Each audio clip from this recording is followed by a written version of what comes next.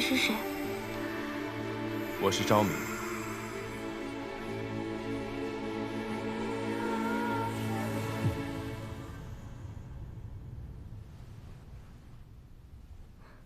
我记得你。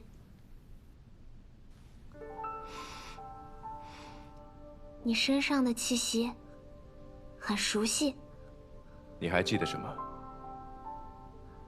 我记得，我似乎是颗珠子，经常被你握在手里。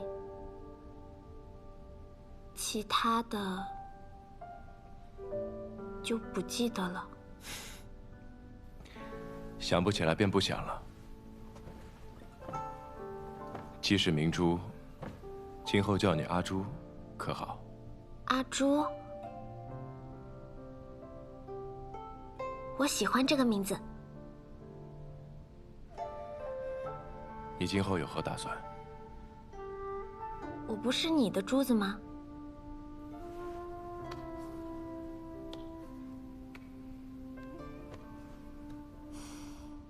像以前那样就好了。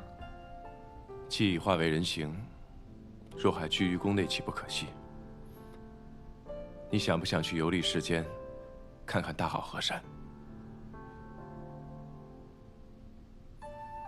你会和我一起去吗？那恐怕不行，我得留在这里。你不去，我也不去了。这个世上，我只认识你，只想和你待在一起。况且，你身上有灵力，在你身边，我就不会变回珠子了。你若想改变主意，随时都可离开。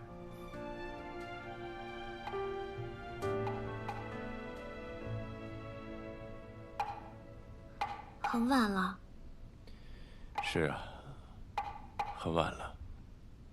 我已让人将玲珑殿收拾出来，你现在就可以去休息了。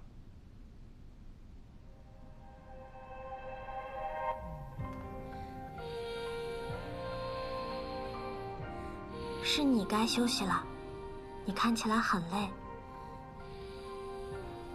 我们一起休息吧。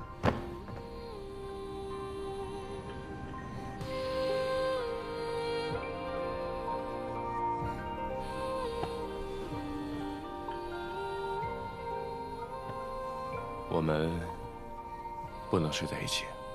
为什么？我们之前都睡在一起。你现在是人。珠子可以，阿朱却不可以，真是人不如猪。可是你不在我身边，我不习惯，会睡不着的。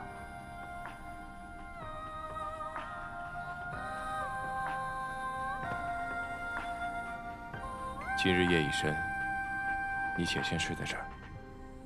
我还有很多的公文没看完。我不走，就在此处。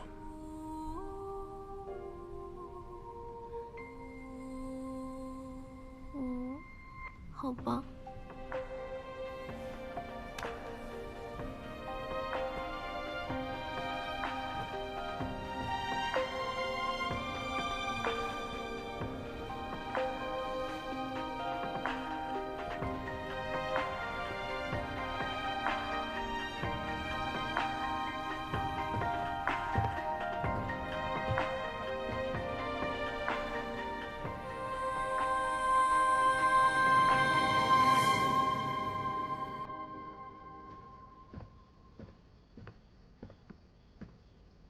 国师，今夜天凉，若要去花园，记得加件披风。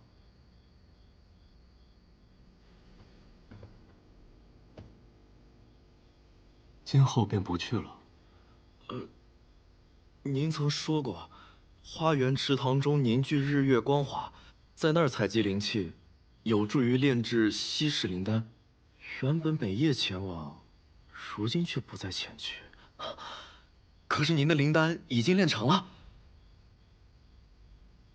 日月光华对于炼制灵丹固然有益，却周期绵长。近日发现这世间竟另有精华之气，可助灵丹快速炼成。还有这等奇效。不过这炼丹之术，在于平衡。若操之过急，也只会让灵丹失效。多谢国师指点。没错，炼丹的确在于火候。啊，国师，我去丹房看看。人皇之气，胜于日月光华，很快，你便会恢复如初。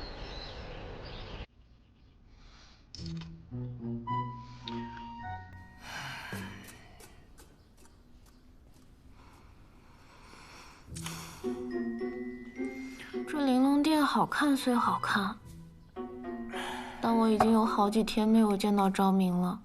他有这么忙吗？圣君的时间是属于天下人的，自然是忙。你不是说你是圣君最离不开的人吗？你怎么这么闲啊？我可是身负重任。什么重任？重任是不能随便说出来的，你懂不懂？哎，若你无聊，我倒有个法子让你解闷儿。又有什么新鲜玩意吗？摇头下注，玩的就是刺激。哎，规则很简单。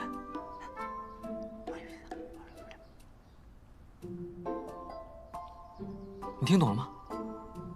啊，哎，来一句你就会了。不过，要用珍贵之物下注。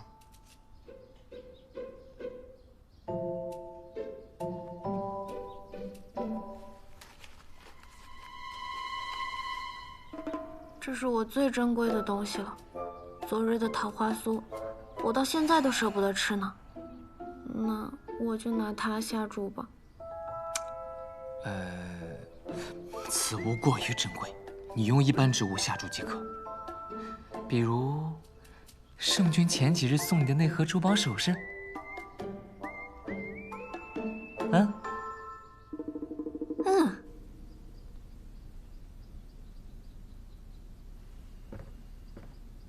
圣君，您几日没合眼了，要不先去休息？无妨。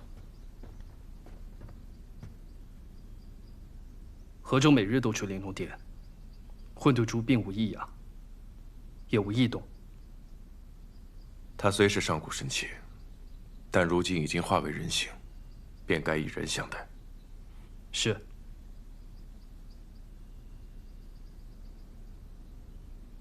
阿朱单纯，河州赤诚，他俩倒是适合做玩伴。来，小赌怡情，压大开大，压小开小。小肯定是小，快看！3、2、1，开！哈哈，你压小，蛋开大，这几只珠钗是我的啦！怎么样，还玩吗？再来！就喜欢你这爽快的性格，别灰心，再多玩几把，我好好教你。不如也教教我。圣君，昭明，阿朱，坐。圣君怎么来了？你也不提醒我。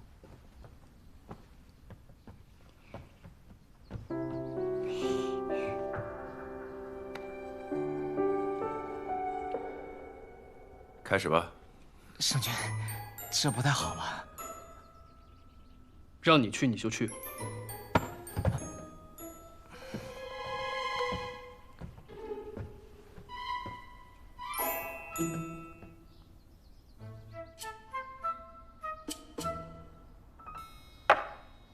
我的赌资够吗？不要怪我意志不坚，实在是圣君给的太多了。开始吧。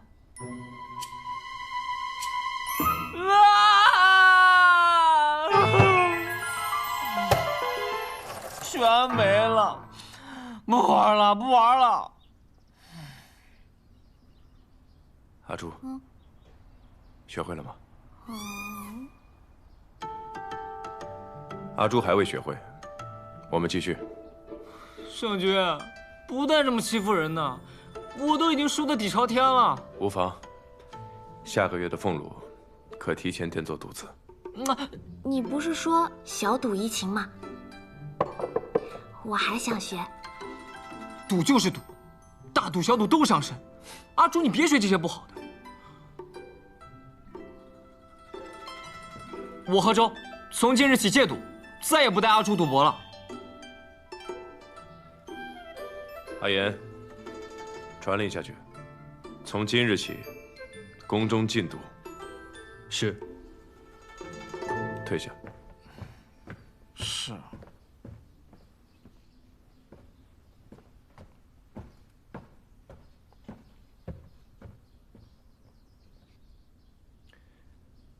阿朱啊，这些彩头你可要收好了，可别再被何周诓骗了。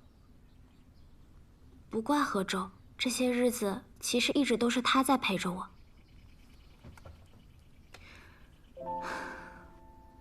以前当珠子的时候，总是能时时刻刻见到你，现在成了人了，反而想见一面都难，倒还真有些不习惯。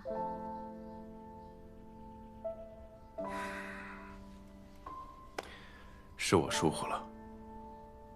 你刚化为人形，定有诸多的不适应。可若长期跟着何周厮混，只怕他会带歪你。我为你寻一位先生，让他教你读书写字，可好？先生。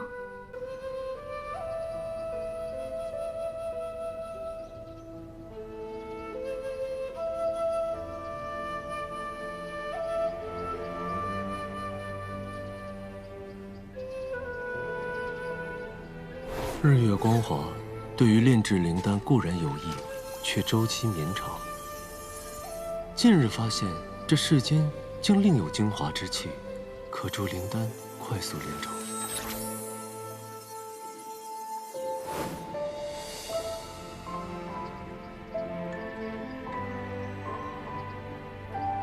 国师，我来晚了，让国师久等了。无妨。片刻等待，等到便好。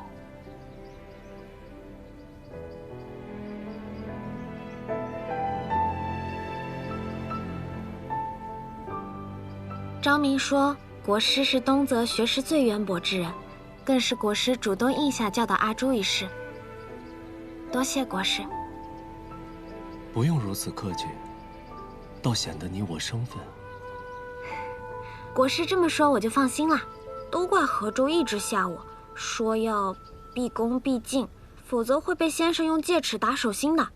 但我觉得，国师让我感到非常亲切。那个词怎么说的来着？一见如故。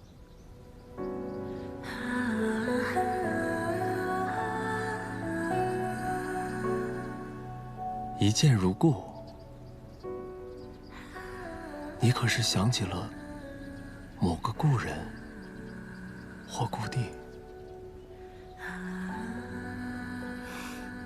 国师说笑了，我只是昭明的一颗珠子，怎么会有故人呢？开始上课吧，今日先教你一些基础字。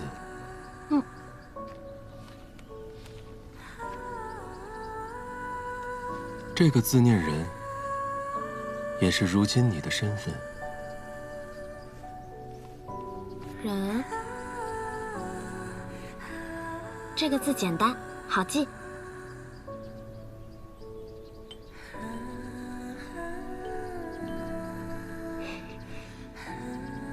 此字念天，可这样记：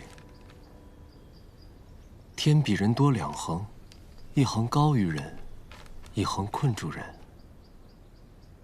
天，怎么如此蛮横霸道呢？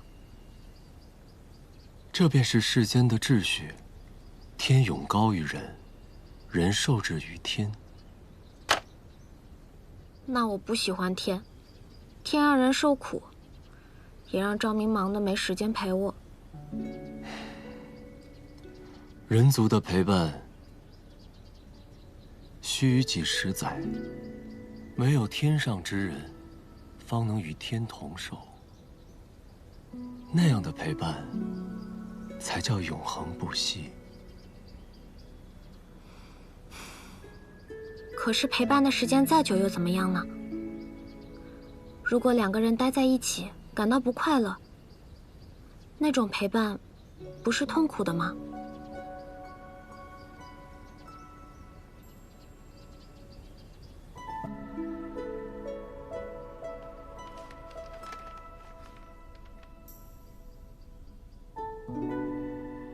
国师，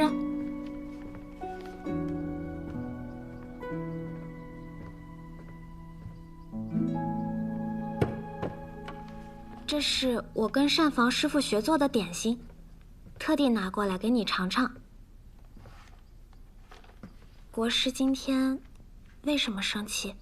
是不是嫌我学字太慢，嫌我笨了？我并未生气。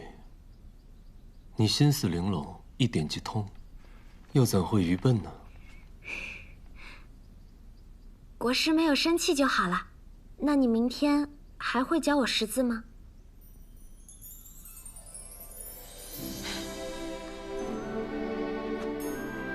既以为人能有简单纯粹的快乐，亦是好事。打开它。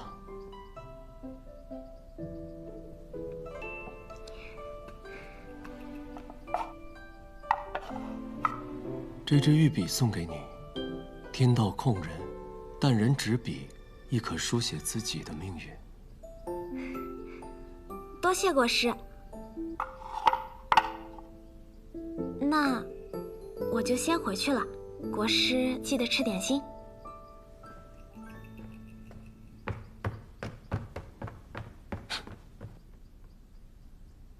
你找来这些东西做什么？世人为何会在不同场合用到花呢？婚丧嫁娶、祭拜神灵，看似不相及的事情，却通过同样的花来寄情。花在你我眼中非黑即白，只是形态上有细微的差异；而在世人眼里，花与花却大有不同，缤纷色彩，各有寓意。每次从云海望向人界，见孩子们只要吃了它，就会喜笑颜开，一块糕点便能获得的快乐，你我却感受不到。于你我而言，任何食物都没有味道。我们从未尝过酸甜苦辣，亦不会有眷恋，又何须感伤呢？理虽如此，从未拥有，便无需眷恋。你我作为神器，虽与天同寿，受众神敬仰，却也只是昊天的工具罢了，活得还不如凡人精彩。昊天赋予你我神力，自当是不允许我们偏私，更不得偏爱任何东西。我们既然已经得到了些什么，那注定也要失去些什么吧。可是，我们尝不出味道，看不到颜色，闻不到花香，更不懂情。这数万年，与同一天无异。天命，你不觉得闷吗？世间万物皆有因果，这便是神器的代价。这往后千万年、万万年，都要如此吗？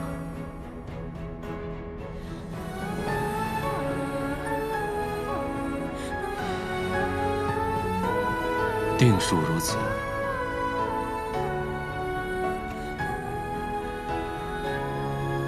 终于昊天。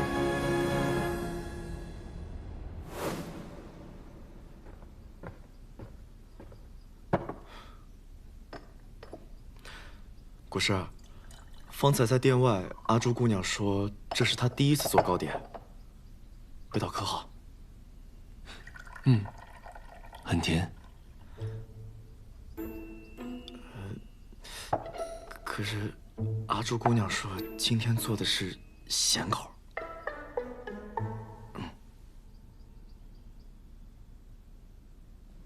哦，是吗？那这糕点的做法很特别，是从我故乡那边流传过来的。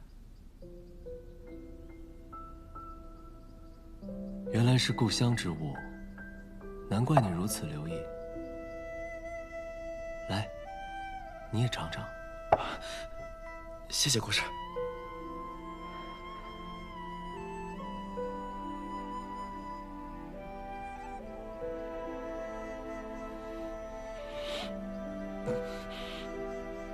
尝到这糕点，我突然有点想家了。幸好宫中还有同乡之人，还可以相互作伴。子辰，我有个问题想请教你。不敢，国师大人，通天小弟，子辰万不敢当请教二字，您问便是。若你有一个同乡之人，你本该带他回到故乡，可那里却充满束缚，满是凄冷，没有自由，没有快乐，甚至他还会面临随时被牺牲的命运。若是这样，你还会带他回故乡吗？故乡本来应该是幸福的呀。如果回去会变得不幸的话，那便不回去了呗。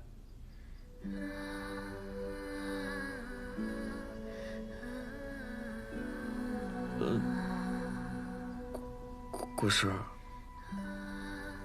是子辰说错话了吗？哦，无事了，退下吧。啊，是。那糕点，谢谢国师。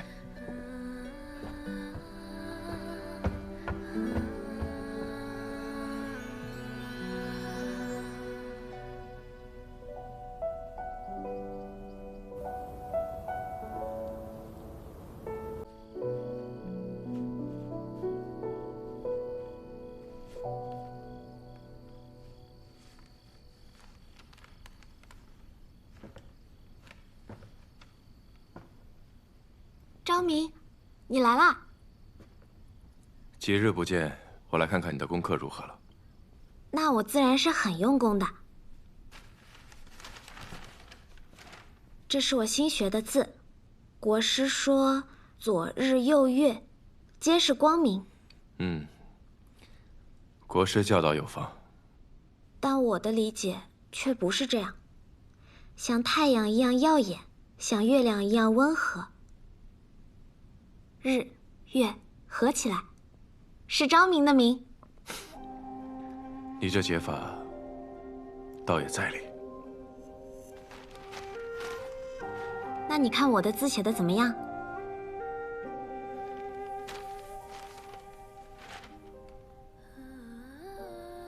字写的是不错，但是离得有点远。离得远？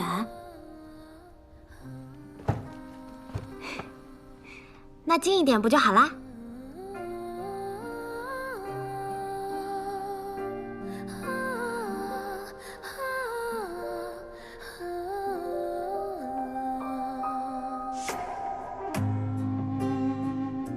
昭明，我算红颜吗？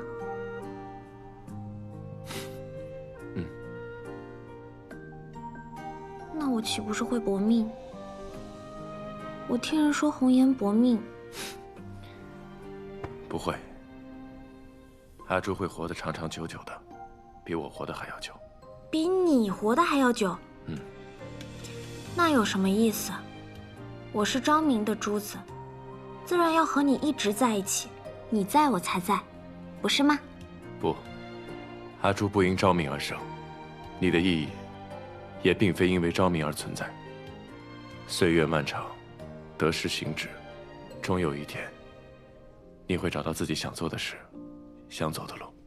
想做的事，想走的路。没关系，不必现在想，来日方长。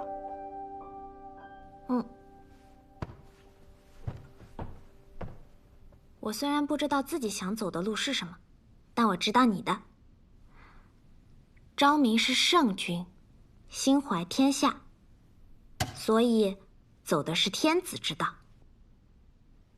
天子之道并非我所求，我想做的是顶天立地的男儿大丈夫，不困于天，亦能庇护人族，冲破这天。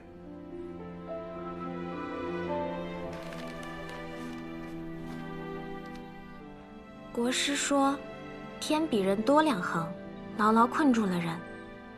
但在你的笔下，人竟能破天？事在人为。昭明，其实我不太理解，人究竟是什么？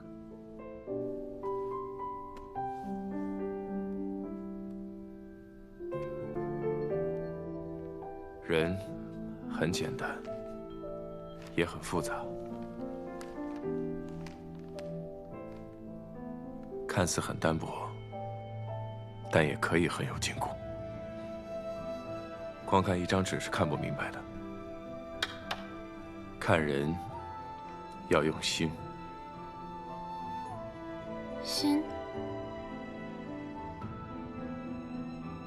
你要看一个人，不能只看他的外表，也要看他的内在。要看他说了什么，也要看他做了什么。要看他之长，也要看他之短。看他如何待自己，也看他如何待别人。看他在顺境中的风采，也看他在逆境中的抉择。人，短短几句话是说不清的。你若想要了解，我日后带你慢慢去看。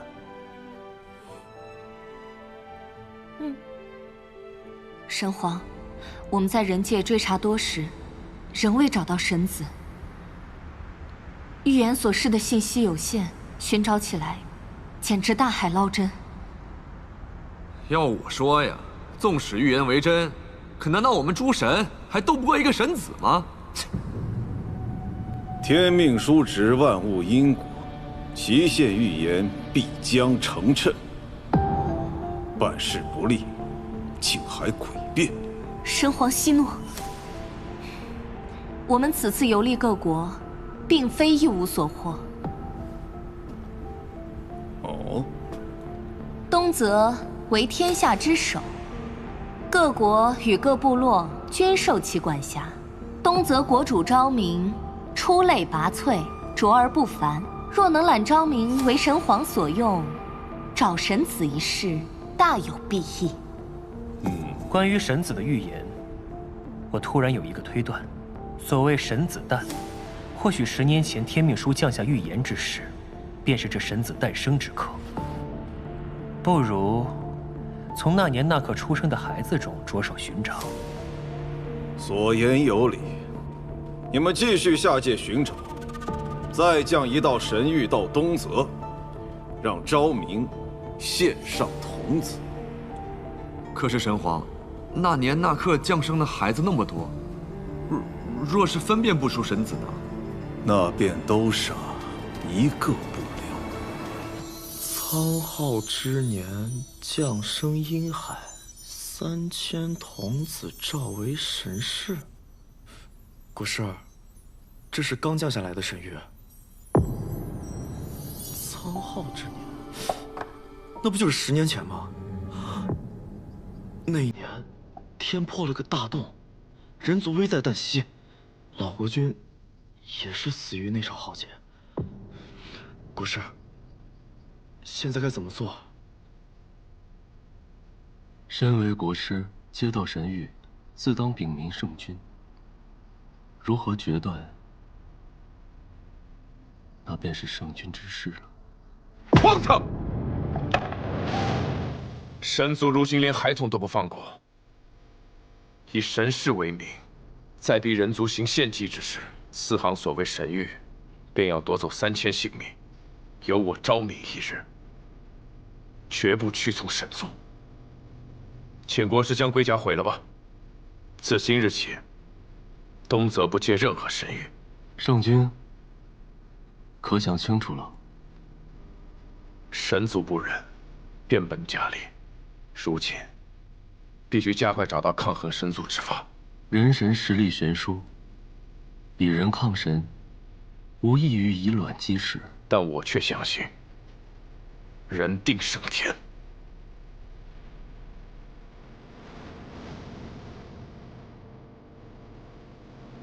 那便祝圣君得偿所愿。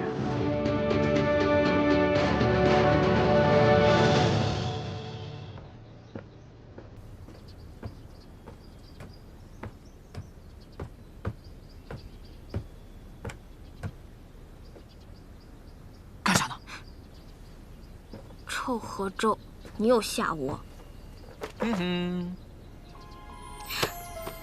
你这么快就帮我买到新的画本子啦？这可是我托了层层关系，费了9牛2虎之力才买来的孤本，所以嘛，是不是得再加些跑腿费啊？我看你这手串就不错。画本子的钱我早就给你了，你又想诓我？哎，谁让你学字学得那么快，还一天看3本？我这买卖可不得跑断腿吗？再说了，这次的画本子跟你之前看的神话故事都不同，这几本讲的是爱情。爱情？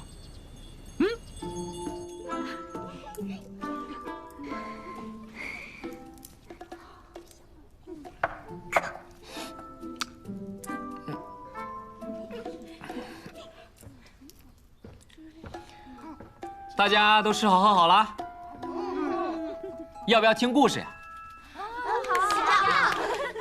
今天的故事呀，非常适合大家听，讲的是一个家徒四壁的渔女与落难民间的皇子相恋，最终成为皇妃的故事。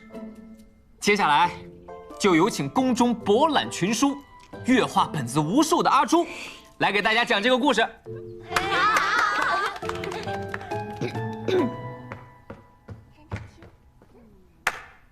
在很久很久以前，有一个善良的渔女出海打鱼的时候，意外救回了一个浑身是伤的男人。渔女的姐姐发现了这件事情，就告诫渔女，千万不要在路边随便捡男人回家，特别是受了伤的男人，因为会变得不幸。可渔女想了想，说：“这个男人不是路边捡的，是海底捞的。”阿朱总是充满了欢声笑语。他来了之后，这原本冷清的长明宫也变得生机勃勃。是啊，宫人都很喜欢他。圣君可要进去看看。我若进去，他们便玩不开了。先去办正事吧。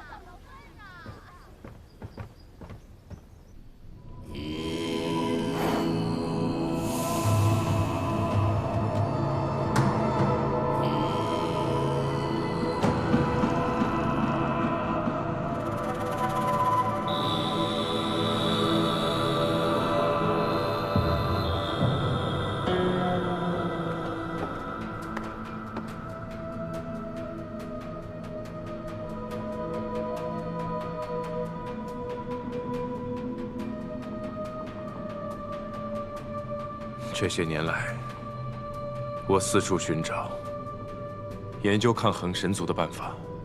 相传，唯有高于神族之物，方可压制神族。其一是上古神器天命书与混沌珠，其二便是天地初开之时，鸿蒙杀气幻化的君天剑。圣君照着地图，已亲自寻了3回，终点均是虚空之地。根本无见，会不会是这地图有误？不，地图应是真的。我每次找到终点，都能感觉到强烈的剑气，或许只是方法不对。才让君天无法现身。阿言，你再去寻一些顶级的铸剑师，看看是否会有新的发现。是。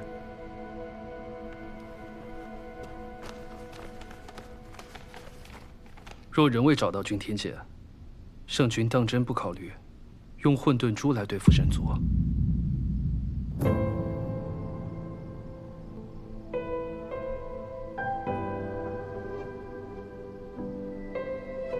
混沌珠曾以身补天，已然扛过天下之责。如今保住失灵，就让阿朱简单快乐的生活就好了。至于对抗神族，本就该是我的责任。况且，神族若下到人界，则神力受限，即使正面交锋，以我的人皇之力，亦能与之较量。可圣君已失去一道血魄，寻的也是耗损自身的法子。一道血魄而已，我还没那么虚荣。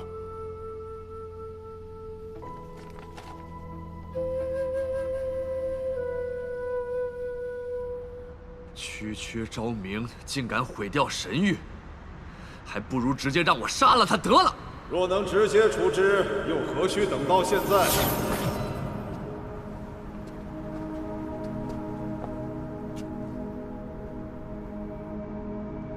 昭明天生神窍，是人族唯一能修炼神力之人。他乃天下共主，受人族拥戴，身上有斩不尽的人皇气运，根本就无法直接将他杀死。况且天道有序，你们若在人界施展神力，功力将大幅削弱。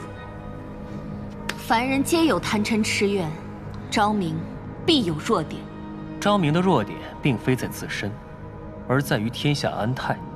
他不接神谕，难道其他各国也敢不遵神谕吗？倒不如用一招敲山震虎，将人界的水搅浑。天下动荡，我倒要看看这昭明还如何独善其身。不错，你我皆为心域之神，最擅长操控人心。若在各国降下神谕，引诱他们争夺资源，战事必起，蝼蚁众生都将死于战时。昭明岂敢不从？那便立刻去做。我要看到昭明气短，人皇臣服。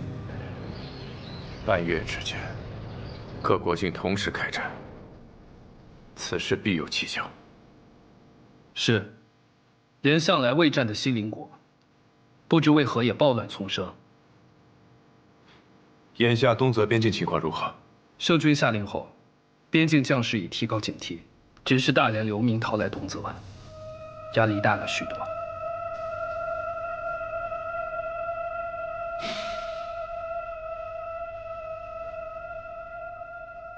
天下本为一体，无你我之分。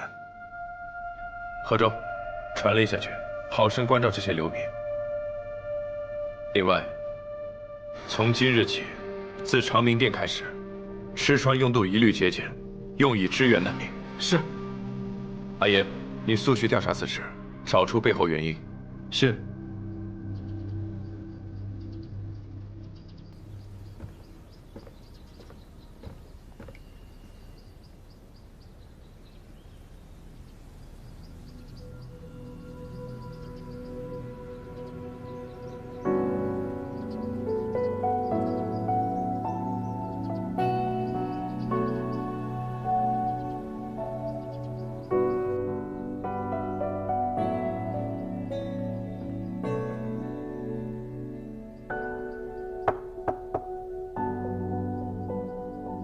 进。国师，你怎么来了？你能不能告诉我昭明过去的事情？为何？昭明虽然温厚亲切，但总透着一种说不出的感觉。直到最近，他连笑容里都带着忧愁，好像有一道看不见的枷锁在困着他，所以我想知道，他究竟经历过什么，身上又背负了什么。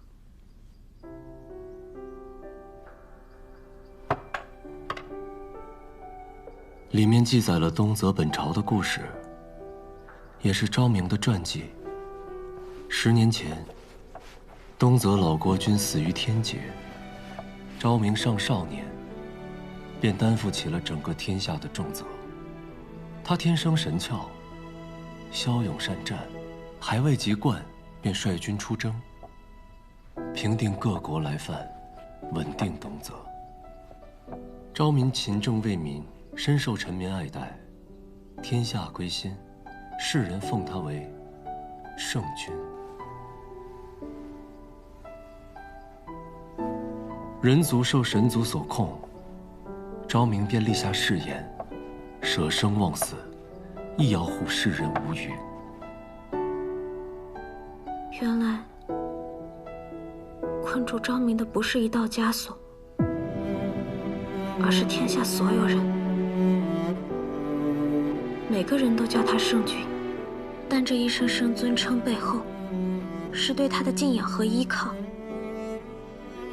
大家都依靠他，但他又能依靠谁呢？他一定很累吧。相比圣君，我更想一直叫他昭明，那个属于他自己的昭明。每个人都应该为自己的决定付出代价，这是他主动选择的命运。命运？今日便教你昭字。昭，左边为日，如日中天，照拂众生；上面为刀，下面为口，实乃刀口舔血，向死而生。国师的意思是，昭明会死吗？圣君天生神窍，自当与天地同起，又怎会死呢？今日是我多言了。命运玄妙，并非你我看得破的。吓我一跳。昭明没事就好。国师博学，常说一些深奥的我听不懂的话。那阿朱还有一个深奥的问题，想要问国师。你说。什么是情？话本里，樵夫和神女相爱，即使变成石头，永不能相守，也无怨无悔。阿朱想知道究竟什么是情？情是欲念还是动力？你说，究竟什么是情？为何世人有情，便能活得熙熙攘攘，热气腾腾？若是我们也能拥有情，是不是神坛就不会这么冷清了？你我本为神器，理应遵循昊天。问情的过程，便是消亡的过程。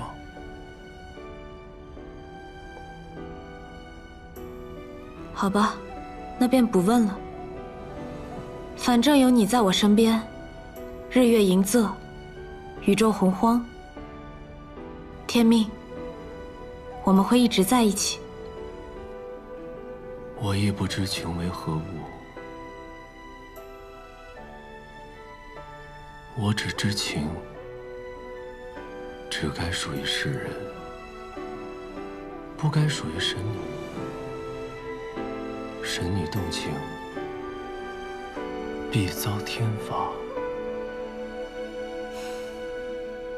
看来神女也不好当嘛。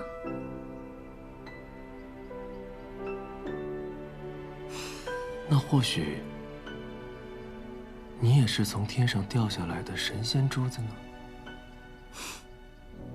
我怎么可能会是神仙珠子？我只是昭明手中的一颗普通珠子，只要每天能看到它，陪着它，我就很开心啦。可你是珠子，他是人，你们注定会有分开的一天。不会的，你看，画本里樵夫虽然变成了石头，但心里却依旧爱着神女，没有什么能把他们真正分开。就像我和昭明，只要我心里一直想着他，那么我们就永远不会分开。无论发生什么，阿朱都要永远陪着昭明。永远。嗯。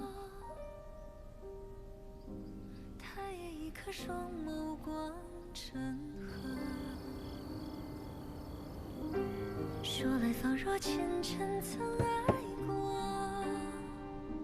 若不然，怎认得彼此眼波？苍野满阁凭烛观月色，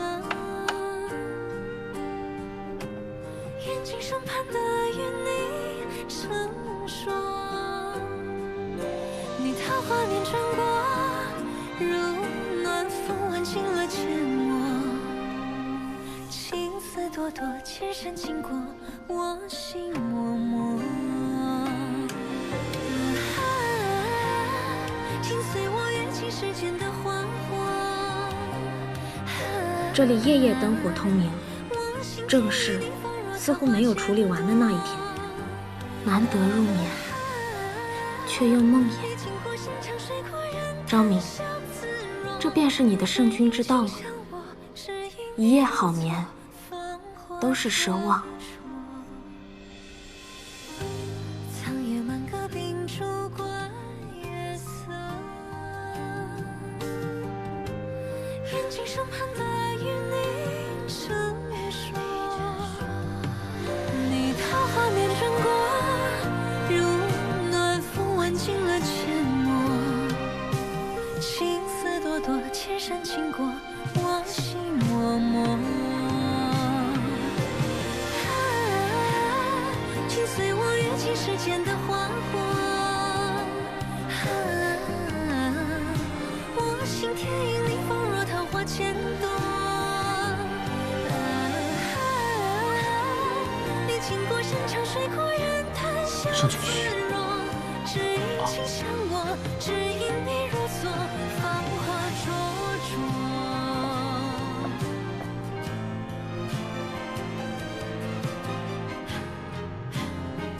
不知为何，只要你在我身边，纵万事纷扰，我亦能宁心定神。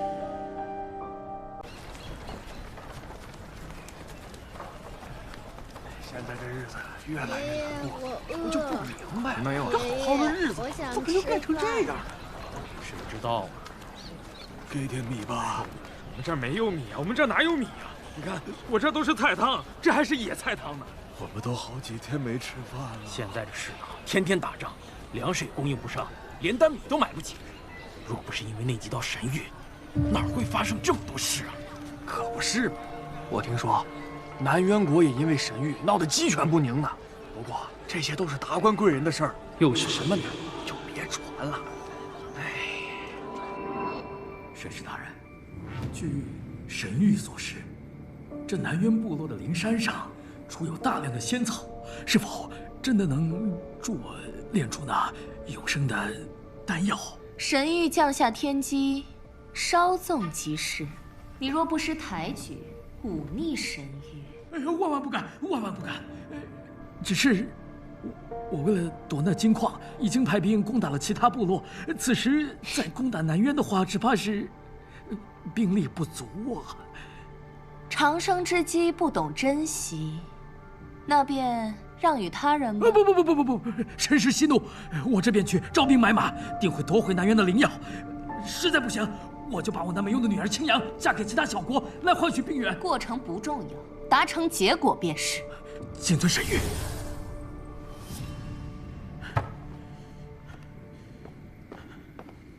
国君，青阳公主已在外等候多时。让她进来。是。父王，母妃已经卧病很久，急需灵芝入药。灵芝那是炼丹所用，她一个病秧子，不配使用。没事，你也少来烦我，滚！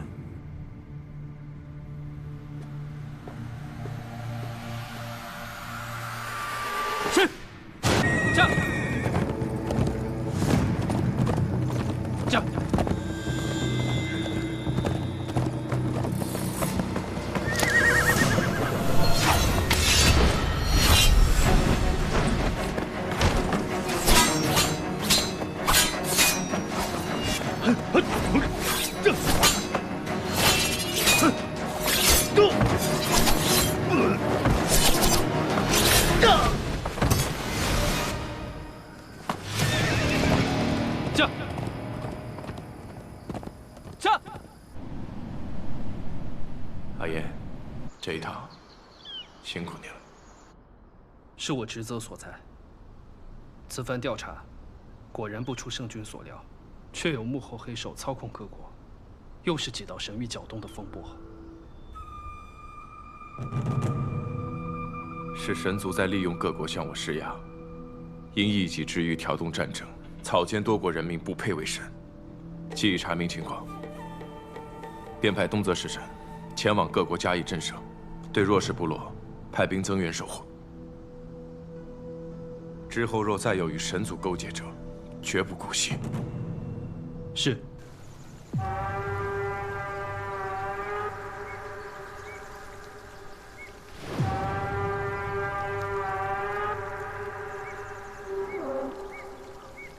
如今各国战事皆起，这昭明竟仍无就范之意。神子未平，昭明又起，人界这种轻贱之地，倒是有不少眼中钉。威逼不成，那利用呢？神，国师，有神降临宫中了。神使带来了神旨，说要给圣君封神，咱们人族竟然也要有天神了。神旨不过是一道废纸罢了。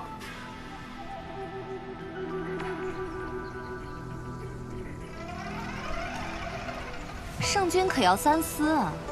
神族器重你，你只需要按照神谕献祭3000童男童女，即可获得神位。如此殊荣，还不速速接旨？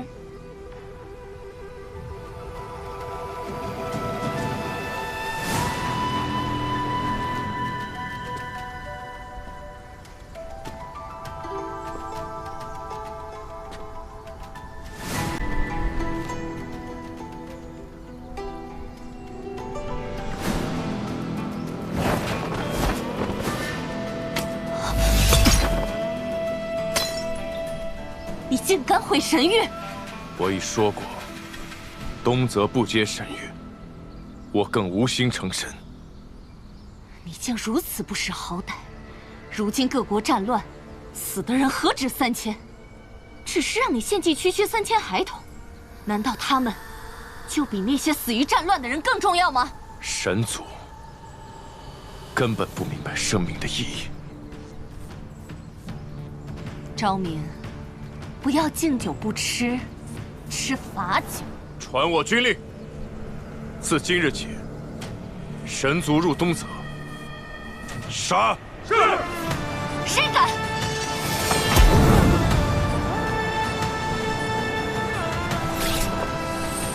一意孤行，不敬神明，昭明，你必将付出代价。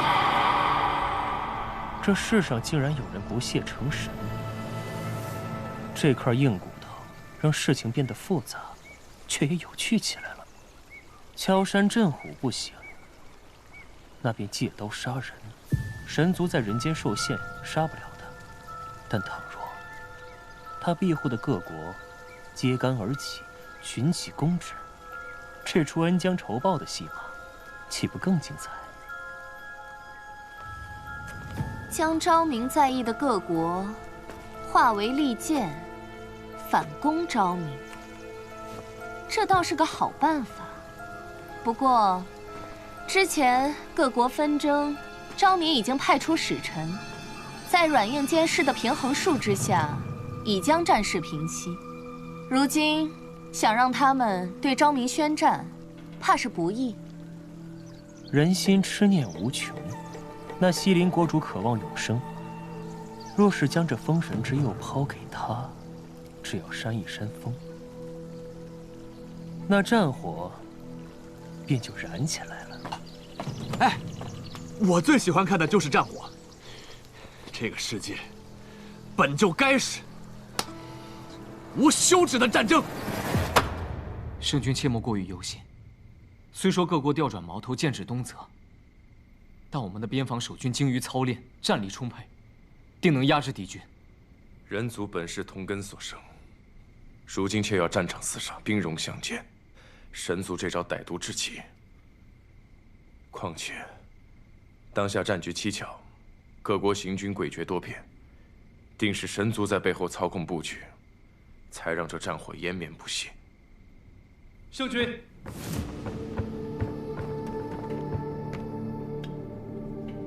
逼探飞鸽传信，称西陵国主斩杀使臣，他已集结各国和部落的大军，形成强大的兵力同盟，正向东泽边境行军而来。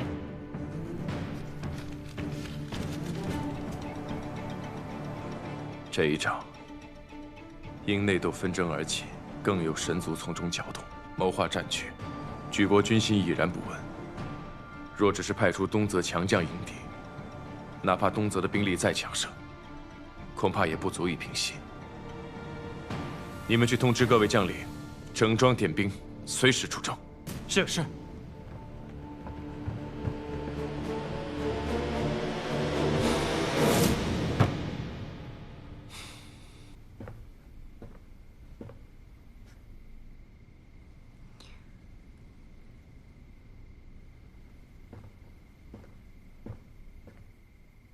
昭明，阿朱，你怎么来了？我一个人吃不下饭，想让你陪我一起吃。说是让我陪你吃，其实是你来陪我吃吧。果然，什么事情都瞒不过你。我还有很多道理没有学会，但我知道，人不好好吃饭的话，身体是会垮的。如果你身体垮了，那些需要你的人该怎么办呢？所以，得先好好填饱肚子，才有力气想打仗的事情。阿朱说的在理。阿朱，眼下战事吃紧，我今日便要亲征。亲征？我曾听人说过，君王亲征和将军出征是不一样的。你一定要去吗？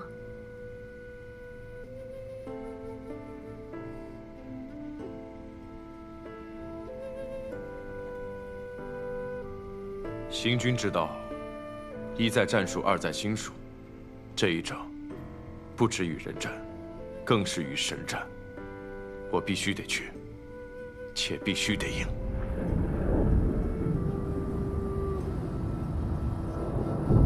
这一仗，不止与人战，更是与神战。我必须得去，且必须得赢。为什么心绪不宁？是担心，还是不舍？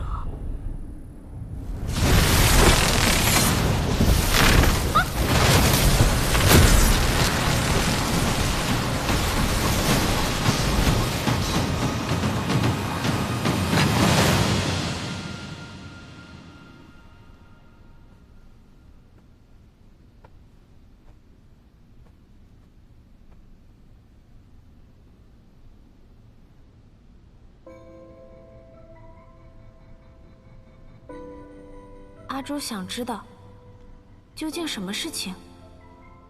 情是欲念还是动力？只要我心里一直想着他，那么我们就永远不会分开。无论发生什么，阿朱都要永远陪着昭明。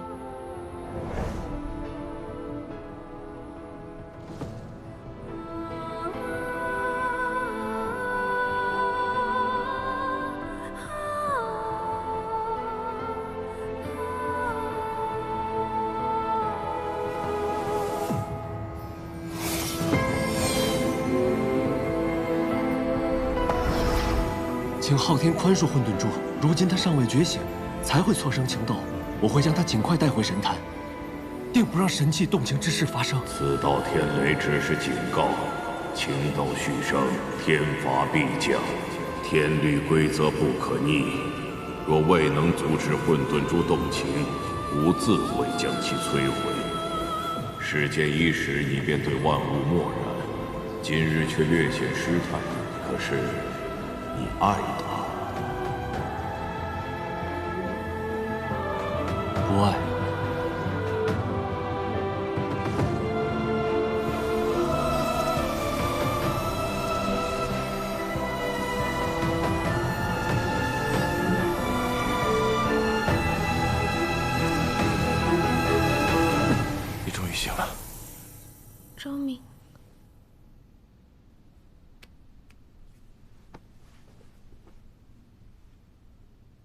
你马上就要出征了，不要把灵力浪费在我身上。你早已惊雷，身体必受损耗。羽翼的凝神汤药未必有用，虚度你灵力方稳妥。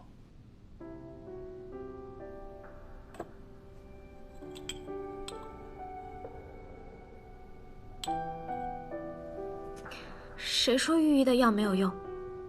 我现在感觉好多了，况且我也没有被雷劈到，国师帮我挡下了。都说坏人才遭天大雷劈呢，我现在好得很。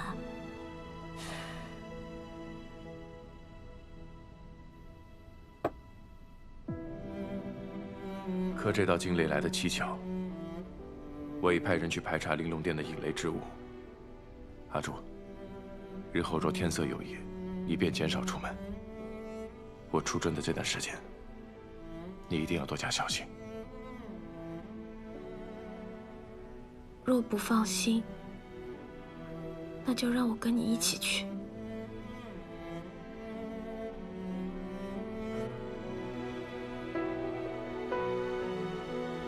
阿朱，有时并非党羽深浅，或兵仙同行才算收获。你可知前线作战的动力，是来自后方亲友。只要身后的亲友安然无恙，战士便能全心投入，与身前的敌人对抗到底。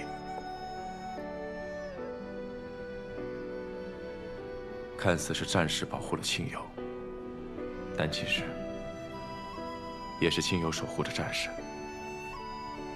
我希望你能留在宫中，好好守护我。我守护你，那你这一去要多久才能回来？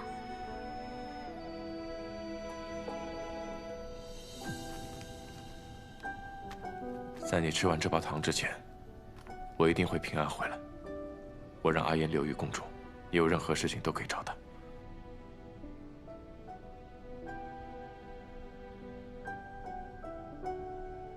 嗯。张明，从明日开始，我要学习剑术。学剑术？嗯。我不想做一个被一道雷一下就晕倒的阿朱，我也不想做一个什么事情都要找阿言帮忙的阿朱。既然决定要守护你，就要有守护你的力量。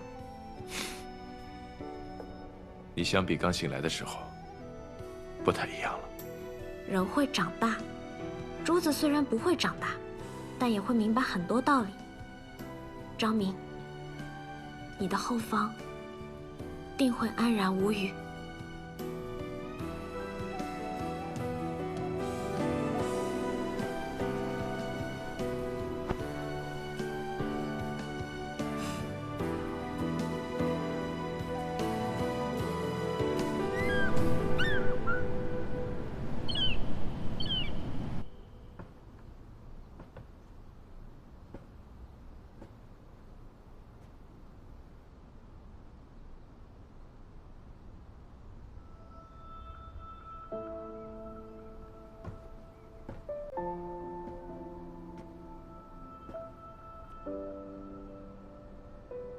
昭明已走2月有余，你打算一直这样下去吗？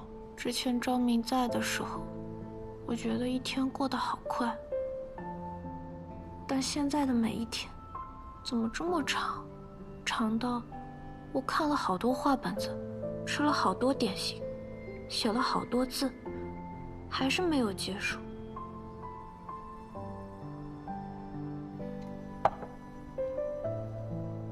这应该就是你教我的那个成语“度日如年”吧？你的糖已经吃完了，可他还是没有回来。没有吃完呢，我还剩1颗。半月前便只剩这1颗，你不敢吃，你怕他回不来。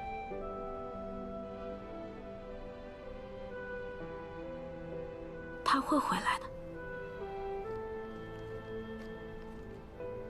我赠你这玉笔，是想让你书写自己的人生，而不是像现在这样把自己的性命悬于他人身上。国师，这话是什么意思？同我去一个地方，到了，你便会知晓一切。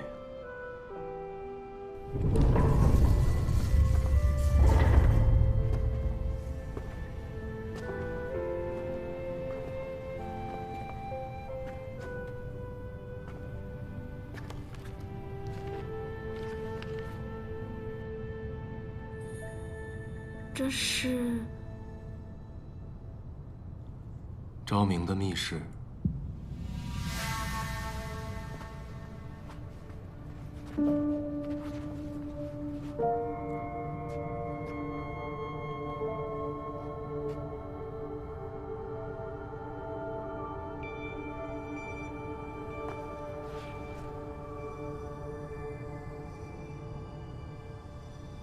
你当真了解昭明吗？昭明为了守护百姓，一心想要对抗神族，这是你和我早就知道的事情。不错，对抗神族的确不假，可若以利用、牺牲他人为代价呢？即使昭明天生神窍，人族抗神，也无异于蚍蜉撼树，唯有借助神器之力，方可一搏。混沌珠，就是他近在咫尺、唾手可得的方法。而你，便是混沌珠。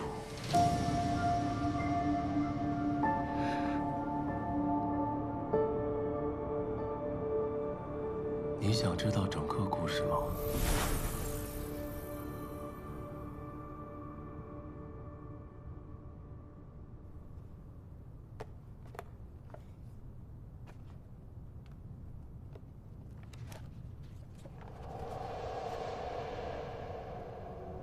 天地初开，昊天便淡化两大神器——混沌珠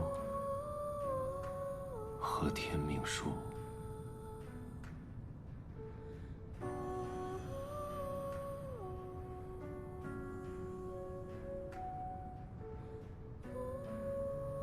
所以，昭明将你复苏，也只是为了要利用你的混沌之力弑神罢了。所谓的拯救，无非是将你推入下一场牺牲。可你说的那些，我都不记得了。我只知道是昭明唤醒了我，是他带给了我许多温暖与快乐。什么混沌之力，什么上古神器，现在的我只是一颗没有神力的废珠。我只想好好做人，陪在昭明身边，其他的都不重要。连自己的性命都不重要吗？你已然对昭明动了情，那道天雷便是警示：神器不能有情，更不能暗人，否则会被摧毁于世间。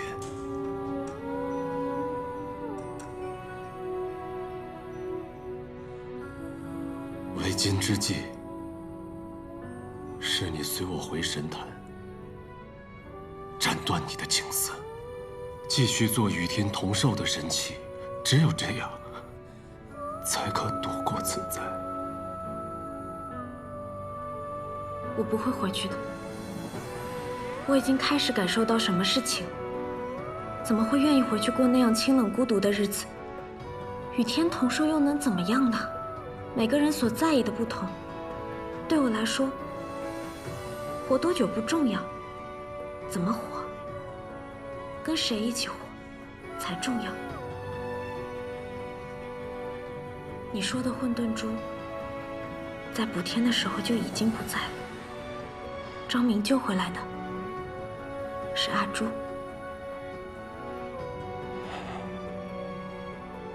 你我永生永世，看透了生死因果，你为何还是不懂？人的情最为短暂。最为脆弱。不懂情的，真的是我吗？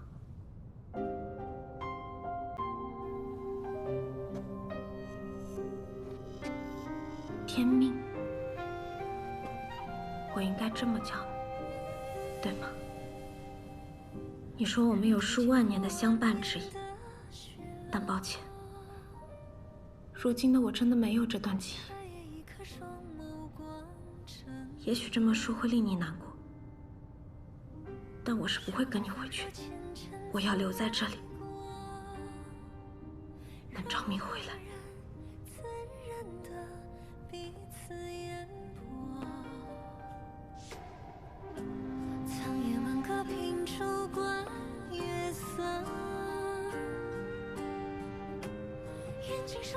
便是死，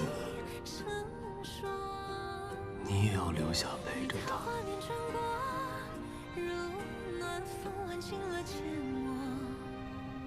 情丝朵朵，千山经过我心默默。请随我跃进时间的花火。我心替你果然无法强行带神器离开。你要干什么？既如此，你我便立下3条赌约：若我赢，你随我回神坛；若你赢，你想留下做人，便留下。我为什么要跟你赌？凭我，可以给你这颗乾坤珠，关键时刻，它可救昭明性命。你这是什么意思？天命所示，昭明会遇生死劫，天命之书从未出过错，而这颗乾坤珠，它可以颠倒乾坤，为昭明争取一线生机。这赌局，你不得不入。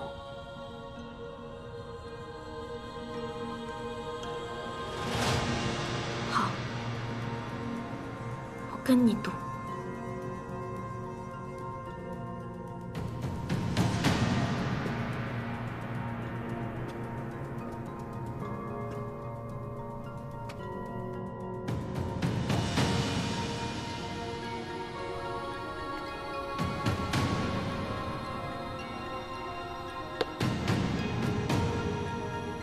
有些命运，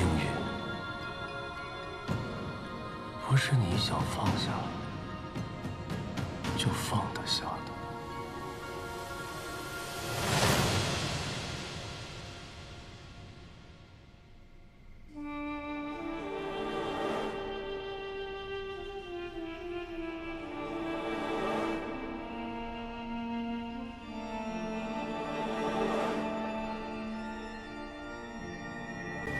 你说，究竟什么是情？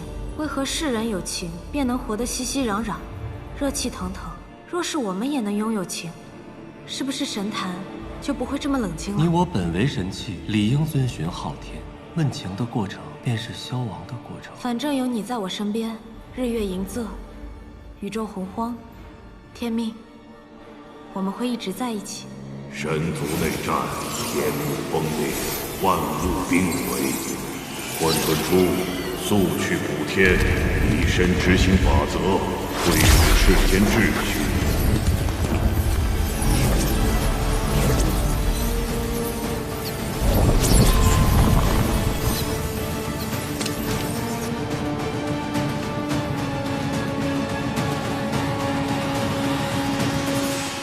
天幕裂口硕大，此次修补凶险万分。昊天，我愿以身相替，待混沌珠修补天幕裂口，望准允。神器各司其职，不可乱序。混沌珠乃拯救属性，理当应对天地浩劫；而你乃运行属性，你有你自己的使命。天命，违逆天意，你可知后果？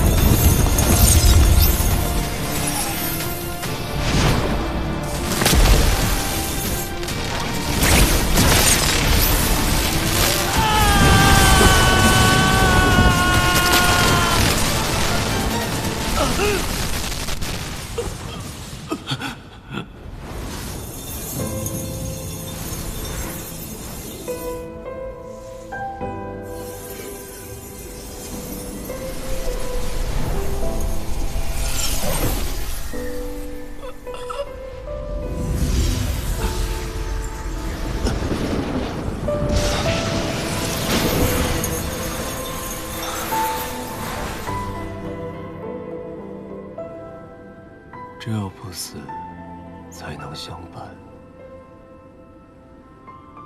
阿朱，活着。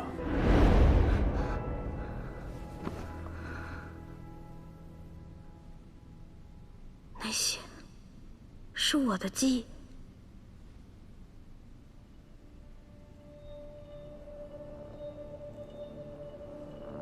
一定是受了这乾坤珠的影响，才会梦到那些可怕的事情。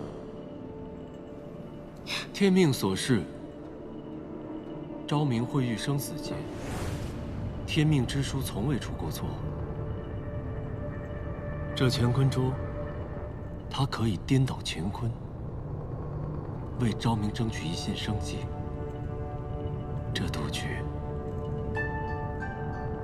你不得不入。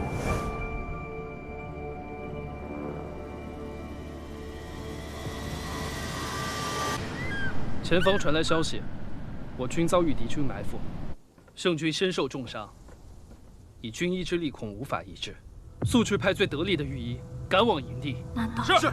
这就是昭明的生死劫？阿言，让我和御医一起去军营吧。你去军营，你是能治病，还是能杀敌？圣军的伤，自有御医医治。昭明这劫，御医医不了。你带我去吧，我能帮他。你待在宫里，便是对圣军最大的帮助。哎，昭明遇劫，只有我能救他。圣军对我的命令是，留在宫里，护好你。你在宫里怎么样都行，但我不会让你出宫。圣军的命令，你当真只将他视为君主吗？你与昭明肝胆相照，出生入死，你们的情谊早已超过君臣，比肩挚友兄弟。我知道，军令如山，但抛去圣君的身份，你明知兄弟犯险，却还是要恪守规条，无动于衷吗？如今，昭明重伤，处境定是艰险。阿言，你忠诚至信，我不为难你，但我一定会用自己的方法前去军营找昭明。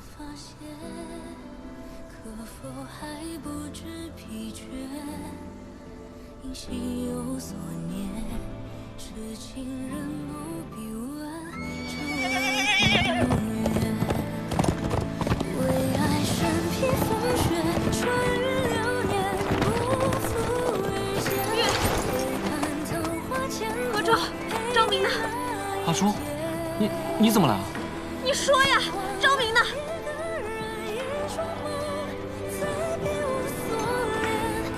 阿朱。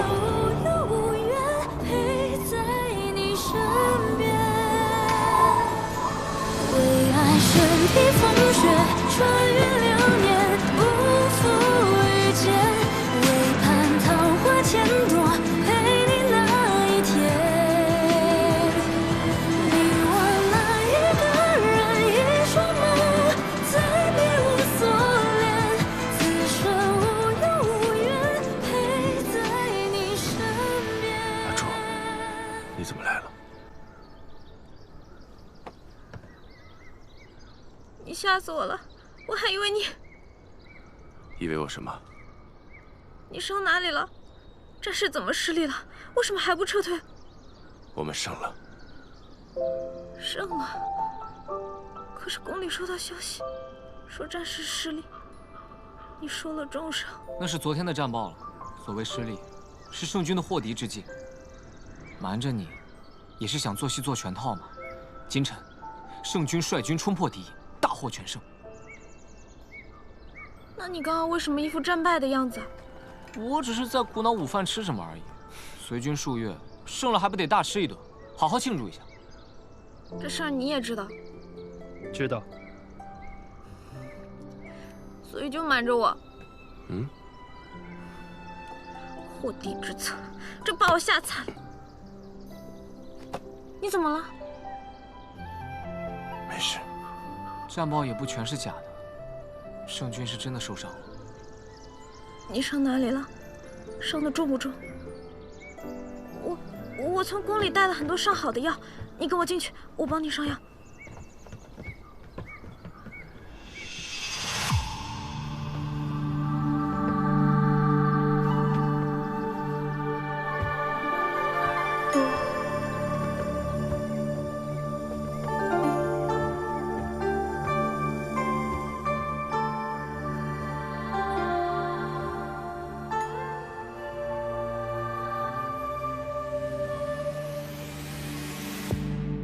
既然你为昭明动了情，不惜违逆昊天，那我们立下的第一个赌约，便是人性不坚。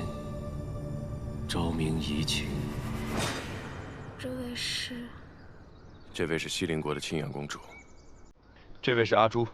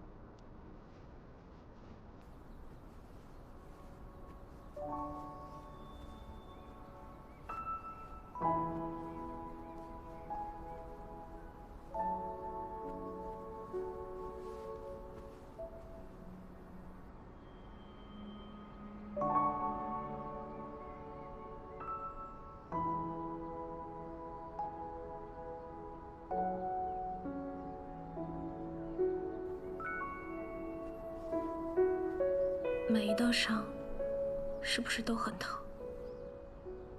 我从小到大，不是跟着父王出征，就是独自领兵。这大大小小的战役也参加了很多，受伤亦是常事，没关系。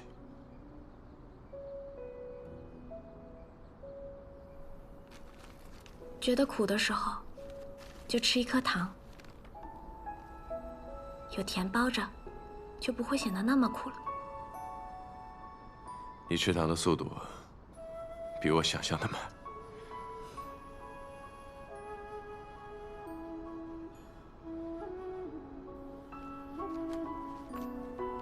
我以这包糖与你约定归期，也是希望你心中有盼。没想到，你真在我凯旋之日如约持剑。我怕我吃得太快了，你来不及回来，更怕我把糖吃完了，你却回不来。所以，只剩最后一颗的时候，我就不敢吃了。好在，终于等到与你重聚之日。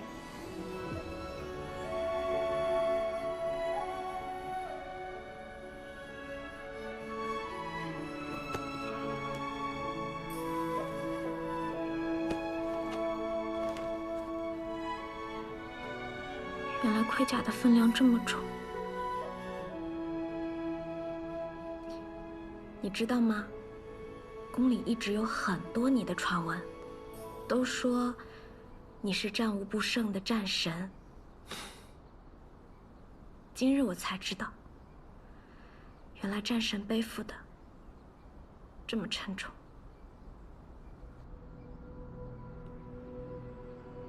我从来都不是什么战神。只不过每次都抱着必死的决。你一定不会死的。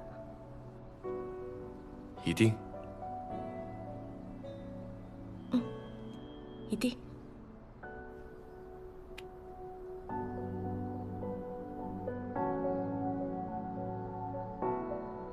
怎么伤的？骑马的时候勒的，没事儿，不疼。我有没有告诉过你？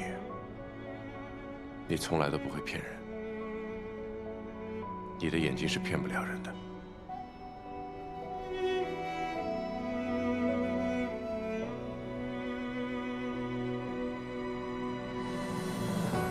这么深的伤口，怎会不疼？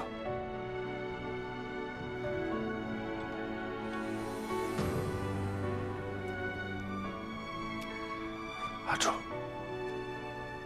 这一路辛苦你了，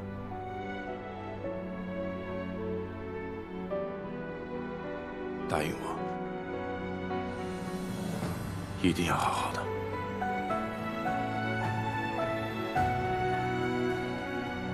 嗯。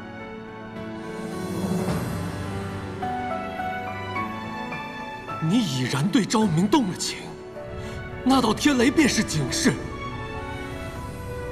神妻不能动情，更不能爱人，否则会被摧毁于世间。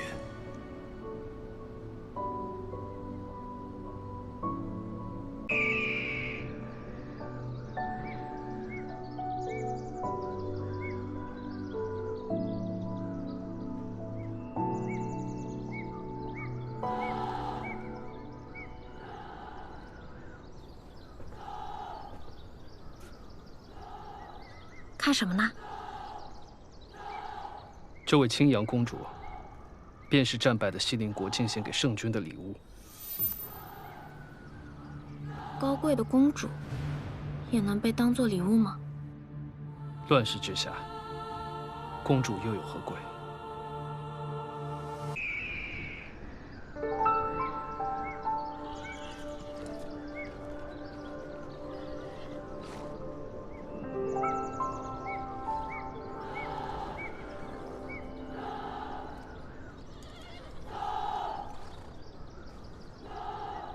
看什么呢？这位青阳公主，便是战败的西陵国进献给圣君的礼物。高贵的公主，也能被当作礼物吗？乱世之下，公主又有何贵？河州大人到，快走！这细作竟敢屠盗行军图，走！圣君，圣君，方才在营中抓到这名正欲潜逃的细作，从他身上搜出了我军的反城行军图，定是叛军残孽，欲阻碍我军归城。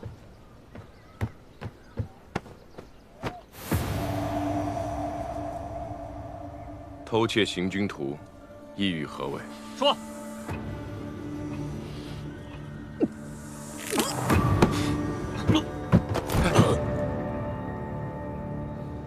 死了，他口中藏毒，自尽了。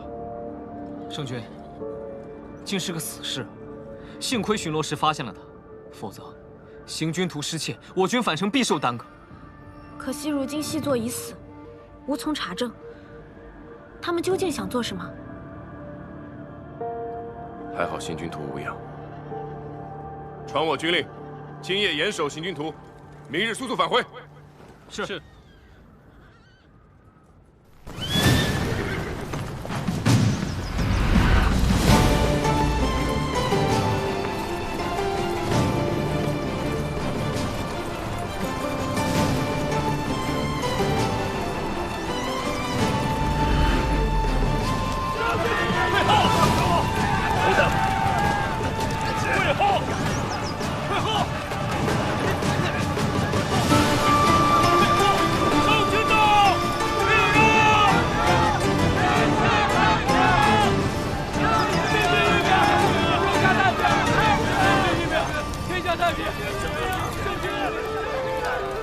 听说西陵的千阳公主随军前来，就是这位吧？西陵的公主来东泽，是两个叫好的意思吧？哎呀，真好看！是啊，是天生的一对儿啊！就是啊，就是啊！哎，是不是啊？哎呦，太漂亮，是吧？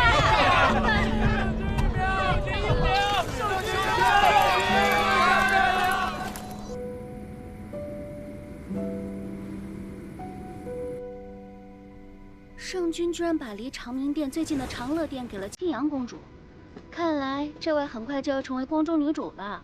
我还以为阿朱姑娘会嫁给圣君呢。啊，嘘！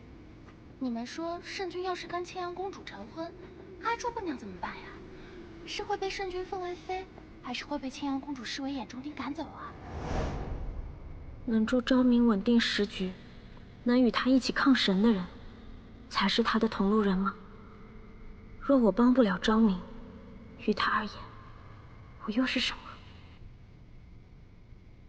圣君，青阳公主已入住长乐殿，接下去该如何安排？等过段时，跟来的西陵探子和宫内的接上头，便设计送他离开吧。圣君既已发现了探子，为何不直接将他们铲除干净？比起没有探子，已知的探子更有价值。啊，可以借助他们传递我们想传递的信息。圣君早些休息。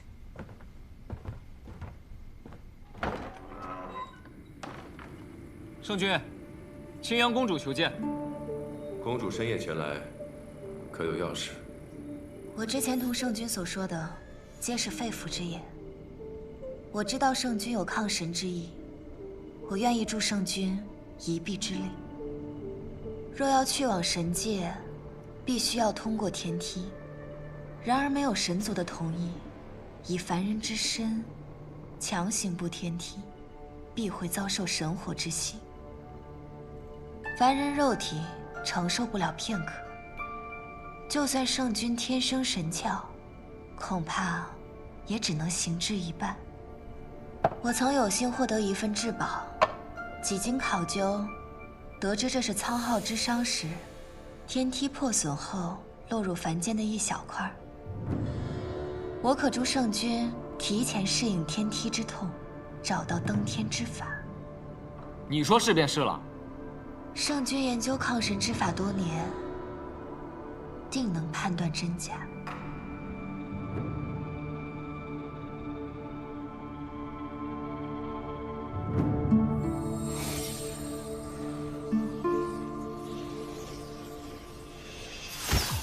圣君，我去叫御医。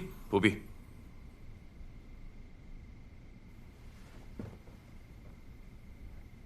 你想要什么？我想要的是留在东泽皇宫。我父王把我送到东泽来，就是希望我能够入主东泽后宫。若是这个任务无法完成的话，他会将我和我母亲一并杀死。那让圣君将你母亲一并接来东泽，再助你们离开便是了。若是能够那么轻易的离开，我又岂会等到现在？圣君，我父王被恶神所控制，一心追求长生之法，助恶神炼毒。我从小便被父王用来试药试毒，他为了更好的控制我，给我母亲下了奇毒，只有恶神有解药。若是强行离开，便会无药可治。我希望圣君能娶我，或者说佯装娶我，以骗过我那父王和他背后的恶神。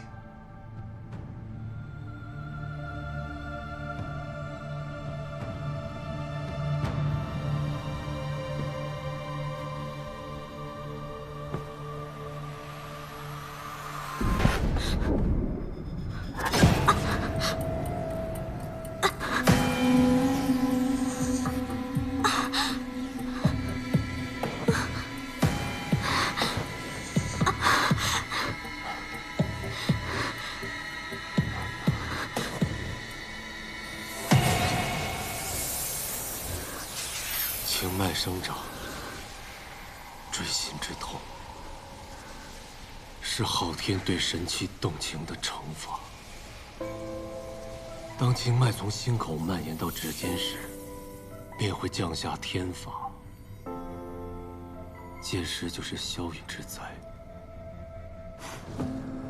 情脉，这名字还挺好听的。你只有随我立刻回神坛，才可以彻底解除这情脉之苦。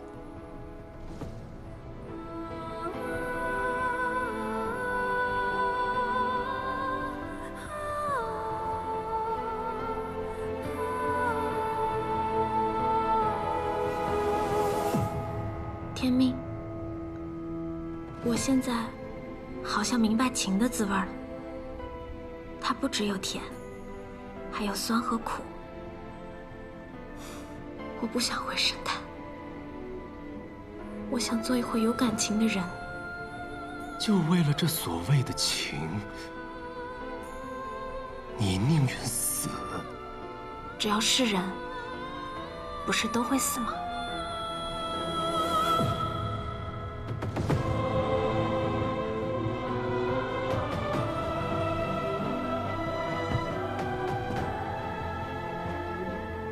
可你是上古神器，你高于人，也高于神。死，值得吗？我不知道值不值得，但现在这是我的选择。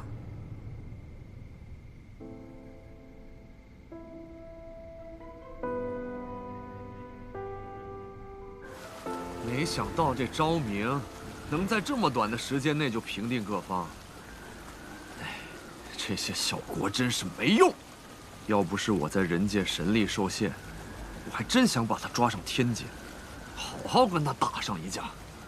那就用人族的办法对付他。英雄难过美人关，青阳已经成功入宫了。多少帝王毁于红颜，只要这青阳能搅乱东侧，那这昭明的人皇气运也就尽了。到时，他还能拿什么与神族抗衡？最终，也只有臣服这一条路罢了。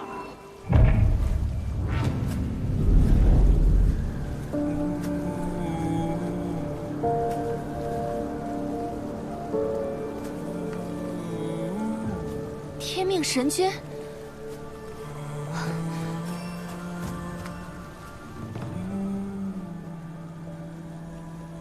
天命书沉寂多年，问世不答，没想到您竟是来了人间。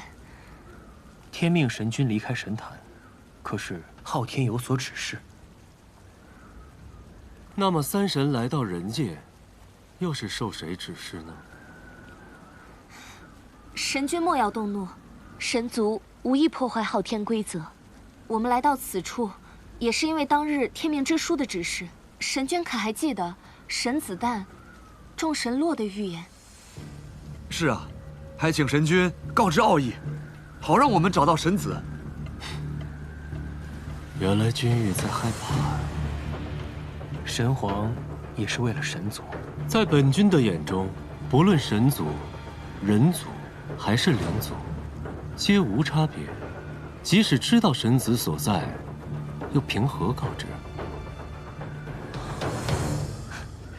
神君洞察我等行事，本可不现身，如今现身于此，可是有什么事要交代？你们想要对付昭明，但这把祸乱之火，烧的还是不够猛，不够烈。神君的意思是继续让昭明为国事分心，甚至消失。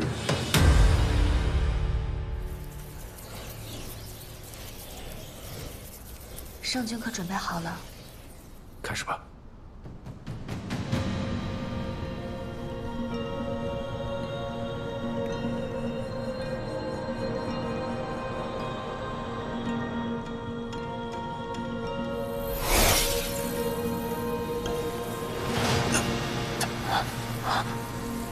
神火不会焚毁衣物和肉身，而是会有一种直达神魂的折磨与痛楚。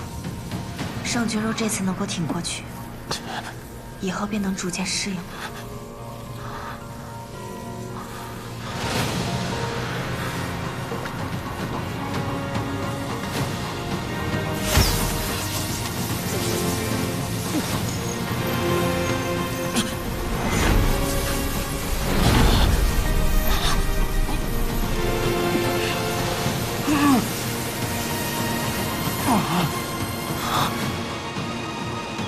何周，哎呀，你怎么来了？快回去，快回去！昭明可在里面？没有没有。啊，对了，你有没有什么特别的感觉？比如火烧的疼痛？没有啊，怎么了？圣君今天有重要的事情，暂时无法见你。可是又发生什么事了？何周，你这次可别再骗我了。哎，也没有。这。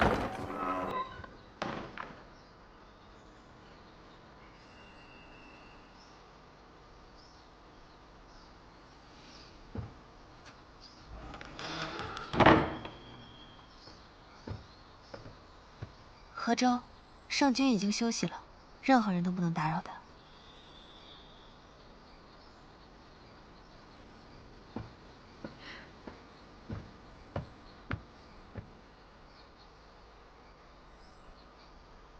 何周，你说的重要的事，可是和青阳公主有关。哎，你先回去，回头我再跟你解释。圣君真的很累，我们别打扰他了。好吧，那我改天再来吧。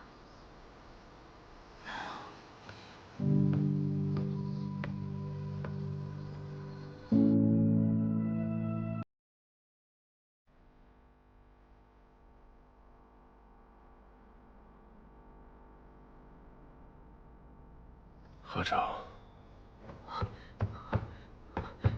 圣君醒了，身体可还好？无妨。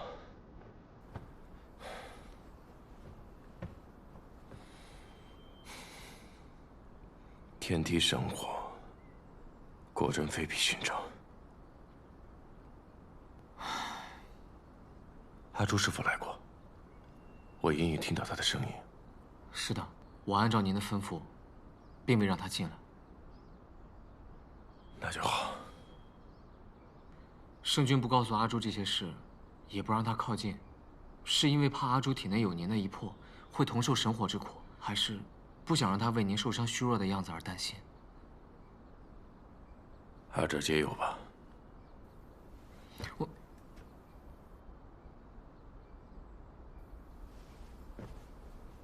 你有什么话便直说吧。宫内已开始传言，说青阳公主会嫁给圣君，加之青阳公主进出长明殿，西林探子信以为真，不日便会将消息传到西林国，青阳公主的危机暂且解除。只是，若不将真相告诉阿朱，恐怕她会伤心。阿朱的心性，你应该很清楚。若他知道我在做什么，他定会不惜一切代价来帮助我。抗神之事非死即伤，纵然知道他是混沌主，我也不想利用他。就让阿朱只是阿朱，而非昭明的阿朱。于轮回之间找寻你的脸，若心中的泪无人发现，可否还不知疲倦？因心有所念，痴情人不必问，诸多远。为爱身披风雪，穿越流年，不负遇见。为盼桃花千朵，陪你那一天。凝望那一个人，一双梦，再别无所恋。此生无忧无怨，陪在你身边。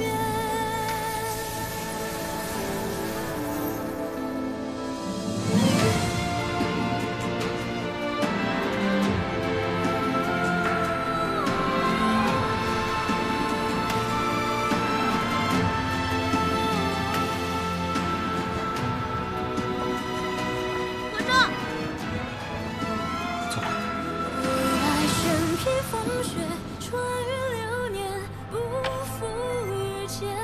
为盼桃花千朵，陪你那一天。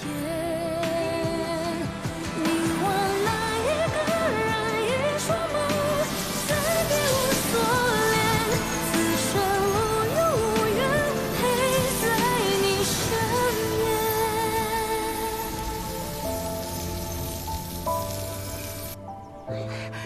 你去吧，去。怎么了？阿朱姑娘，我们来给青阳公主送些点心。怎么不进去啊？因为昨日有宫女来送东西，被青阳公主训哭了，我们不太敢进去。我去吧。多谢阿朱姑娘。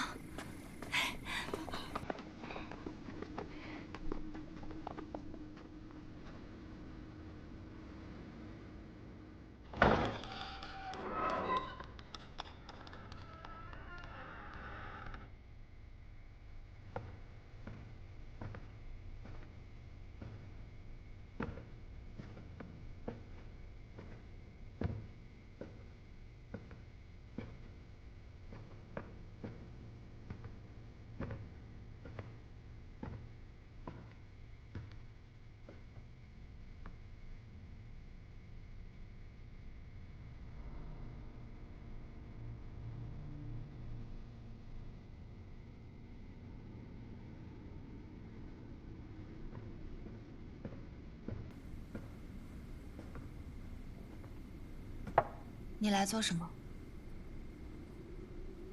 听说你昨天训哭了一个宫女，他们现在都有点怕你，不敢进来，所以我替他们来送些点心。真是娇气得很，做错事了还说不得。那以后他们也不用再过来了。可你是公主，若没有人照顾，应该会有诸多不便吧？公主难道就需要被照顾，就一定是娇生惯养的吗？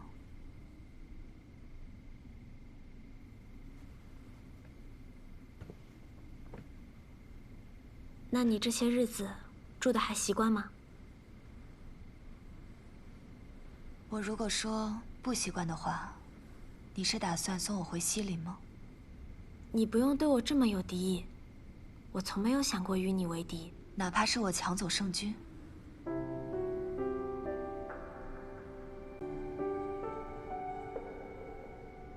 我知道你喜欢圣君，可你应该也听说了，不久之后我就会与他成婚。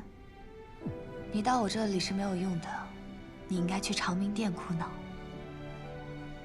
昭明本来也不是我的，没什么强不强。我只是好奇，你之前从未见过昭明，却想要嫁给他，真的是因为喜欢吗？不喜欢，但我必须要嫁给他。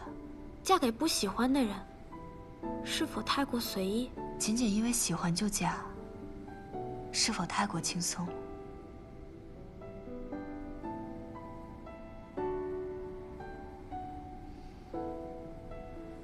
你看外面，我们西林的宫中也有这么美的池塘，还有这么盛开的桃树和优雅的亭台。你知道每次看到这些美景，我都在想什么吗？我都在想，真美啊！我要死在哪里才好呢？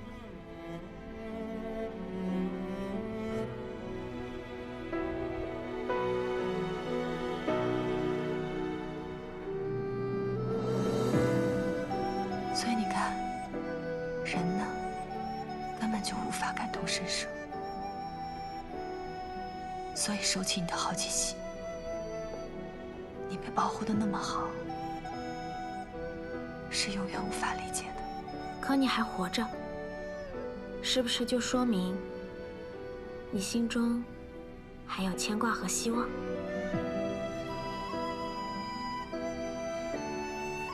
所以啊，还是好好活着吧。万一实现了心中所愿呢？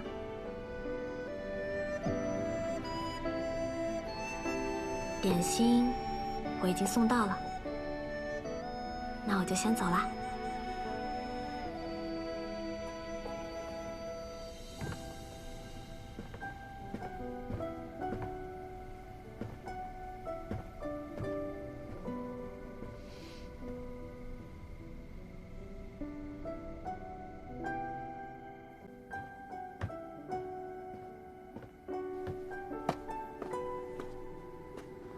阿朱姑娘，阿言，以后别来这里，离他越远越好。为什么？他并非善类。非善类？为什么这么说？越美的女人，心越狠。这是什么歪理？那我呢？你不一样，你没有心，是个缺心眼的。哦，阿言，你和青阳有什么过往吗？没有。该提醒的我都提醒了，听不听由你。哎，那昭明呢？他还在忙吗？圣君公务繁忙，近几日都不得见，之后几日也不得见。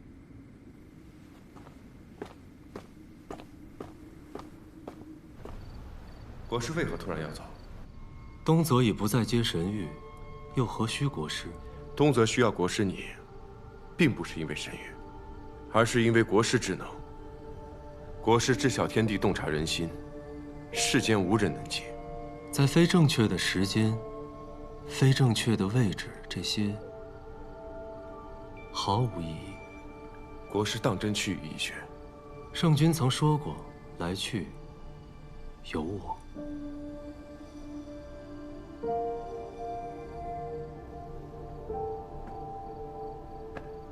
实在同行。国师可愿与我再下最后一盘棋？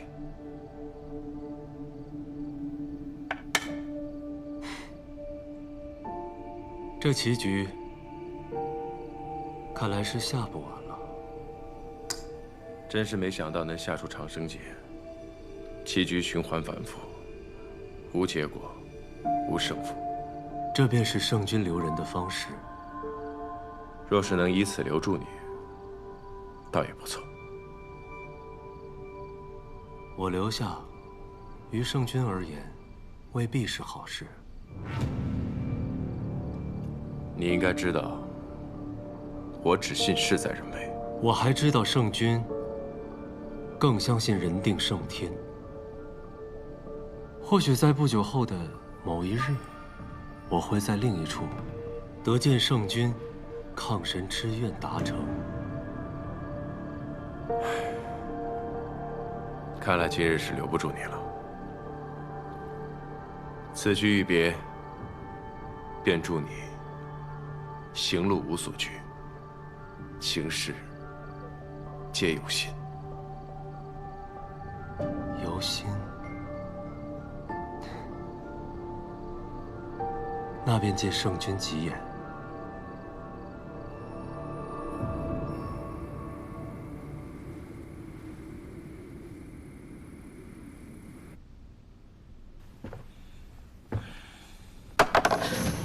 吃吧，这是这个月的解药。你的好女儿任务进展得不错。青阳她怎么样了？据探子报，她很受昭明的喜爱，在长明宫过的那是风生水起，可能早就忘了她的母亲还在这里吧。这样也好，我希望她永远不要回来了。想摆脱我，不可能，我是他的父王啊！你有什么资格？你利用你的女儿，伤害你的女儿，拿她当药人、当物品、当筹码，去完成你肮脏的目的。她是西陵国的公主，她就应该为西陵国的永生和繁荣奉献出自己的一切。为西陵国，是为了你长生的妄念私心吧？我是西陵的王啊！西陵国就是我，我就是西陵国呀！申氏大人，据探子传信说，这个青阳很受昭明的喜欢，不日就要成婚了。废物！谁要听这些情情爱爱的进展？青阳为何还不动手？可能是还没有找到最佳的刺杀时机。最佳时机啊！你女儿不会是爱上了昭明，为情所困了吧？不可能，不可能！她的母亲还在我手里呢。你们种的可是母子连心毒，谁都不能独活。你要是死了，你的那个宝贝女儿也活不着。再说，青阳自己也身中剧毒，每月靠我的药来续命啊！我这就修书一封，让他尽快动手。不如你亲自去一趟东泽，监督他完成任务。如若他还是拖延，你就找机会亲自下手。西陵王来信，表十分思念女儿，想来东泽为她庆生。西陵王并不宠爱这个女儿，他此举必有图谋。事出反常必有妖，圣君，咱得拒绝。不，让他来。圣君，他是解局的一环。他不来，我也会主动邀请他来。可您的身体……无妨，我已逐渐掌握控制天地神火之法，应付得了。恭喜圣君，这下再也不用瞒着阿朱了。阿朱最近怎么样？他知道您忙，也不怎么来了。这些日子，他一个人在玲珑殿里敲敲打打的，不知道在捣鼓些什么。他还去见过青阳公主几次，不过没吵起来，看上去状态还行。只是不知道，是真的还行，还是装的还行。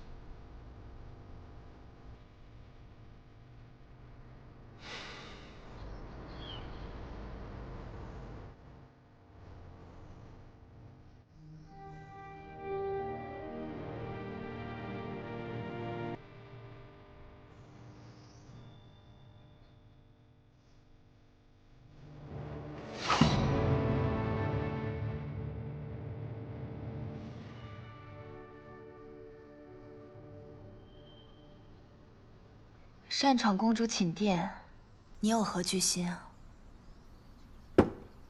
为何私自传信？那只是给母亲的家书罢了。既是家书，为何不上报？你要是不信的话，可以自己打开看看。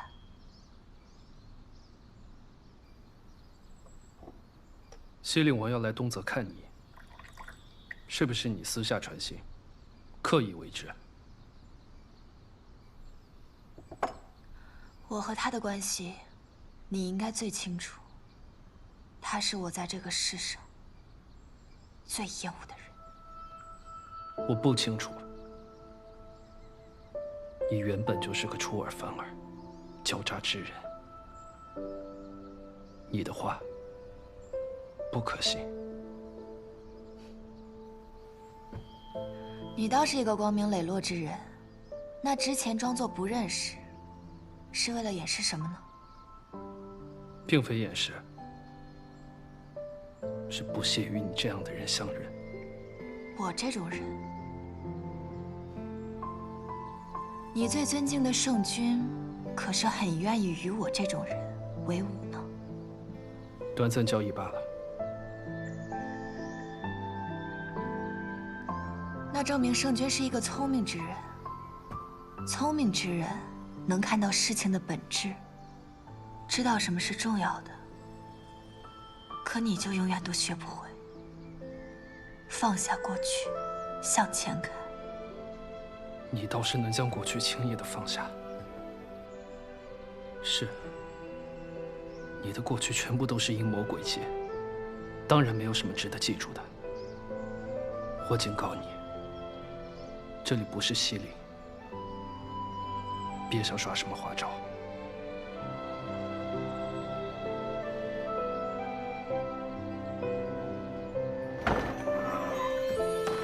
谁？我来替宫女送点东西。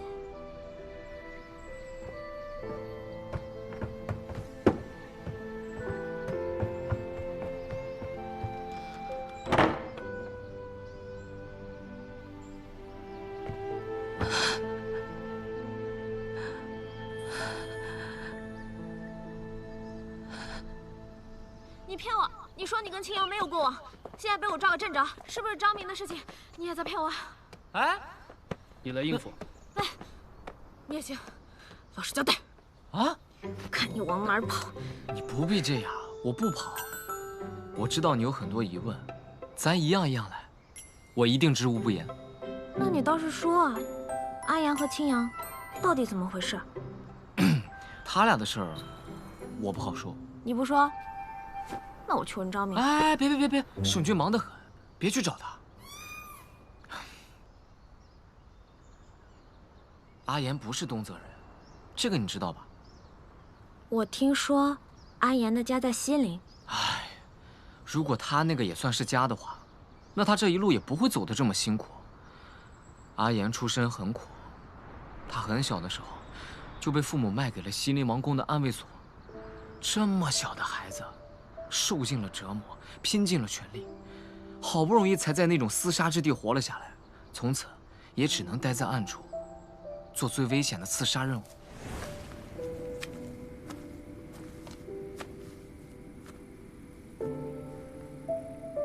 在阿言命悬一线的时候，是青阳公主救了他。是。西林的暗卫是打算杀了西林的公主吗？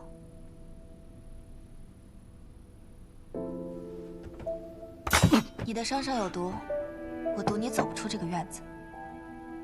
这是毒药。我这里只有毒药，以毒攻毒。你若不敢的话，那就算了。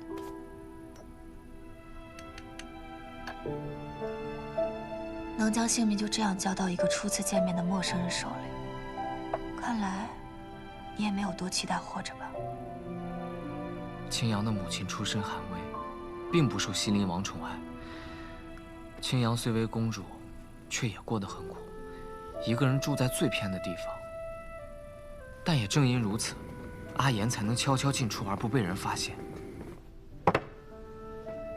公主，这是最新的药，皇上请您试试。西林王追求长生术，但又怕有危险，需要血亲试药，就让最不受宠的青阳做他的药人。你怎么了？阿言，你来了。你的眼睛。啊，没事，试药而已，很快就会好了，你不要担心。阿言很生气，但也没有办法，只好经常陪着青阳，从御医院偷药给他，暗中惩罚欺负他的人。就这样，两个苦命的人开始相互依靠。他们两人渐生情愫，可谁都没有说出口，因为能够好好活下去，对于他们来说，就已经是奢望了。后来呢？后来啊，西林王不知从何处得知了阿言对青阳的心思，他告诉阿言，可以去军营，边疆战事吃紧，若立下军功，擢升为将军，娶公主也不是不可能的事。阿言去了啊，去了，烽火狼烟，枕戈擒甲，九死一生。几年后，阿言带着一身伤疤和军功得胜回朝，却得知西林王为了炼丹所需的金矿，将青阳许配给了一个年过半百的商贾。唉，面对阿言的质问，西林王说，若阿言能够夺回南渊至宝，便可娶公主。于是，阿言只身一人前往南渊，屡屡搏命，最终将宝物带回了西林。但当他献上宝物时，却发现宝盒空了。没有人知道宝物为什么会丢。阿言请西林王再给他一次机会，西林王答应阿言能在半年内筹得黄金10万两为聘礼，便可将青阳嫁给他。但临行前，阿言却听到青阳和西林王商议：父王，等阿言带回来10万两黄金的时候，我就偷偷藏起来一块，到时候他达不到要求，我们就可以再跟他提其他的条件了。你可真是父王的好女儿啊！原来一切都是青阳布的局。他救下处于危难之际的阿言，为的是获得最忠心的侍从，然后利用阿言的喜欢，完成西林王的任务，从而让自己过得更好。你信吗？阿言也不信，所以他去问了青阳。你既然都已经听到了，那我就没有什么好隐瞒了。你不会真的以为我想嫁给你吧？虽然我们都曾过得很苦，可不代表我和你就是一类人。我毕竟是西林国的公主，而你只是一个暗卫而已。就算被我利用，你也应该感恩，至少你还有一点被利用的价值，不是吗？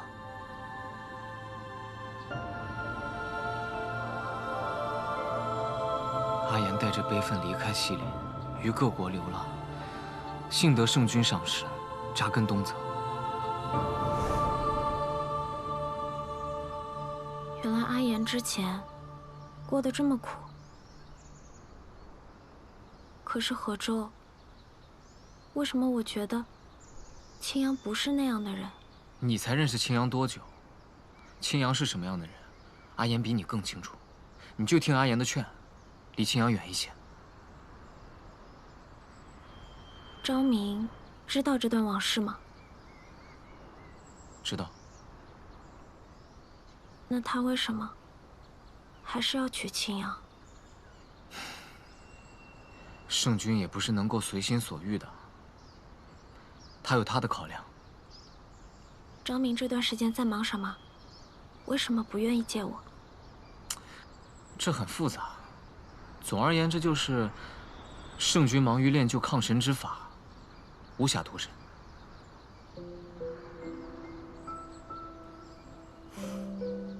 青阳能够帮到昭明，对吗？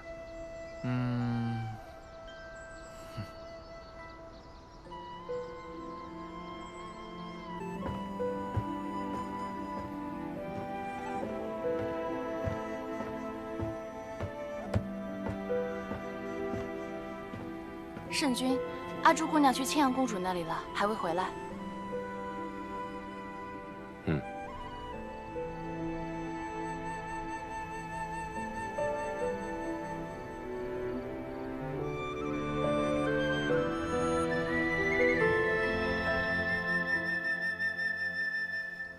青阳公主生辰，圣君设宴为她庆祝，西林王也亲自前来，她可真是幸福啊！人家是公主，这可是咱们羡慕不来的。为什么还不动手？难不成你要在这等着，看你的母亲被献祭吗？我母亲要是有任何差池，你也别想好过。你这是在跟父王说话？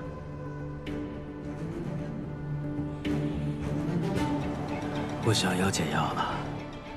我说过了，刺杀昭明并不容易，我需要时间。这散灵毒是神使专门为昭明所制，你把它涂在利器上，找个恰当的时机刺入他的身体，就算他天生神巧，也抵挡不了。你的母亲一个人在西林，对你是日思夜想啊。你早点把任务完成，就能早点回西林看你母亲呀。啊！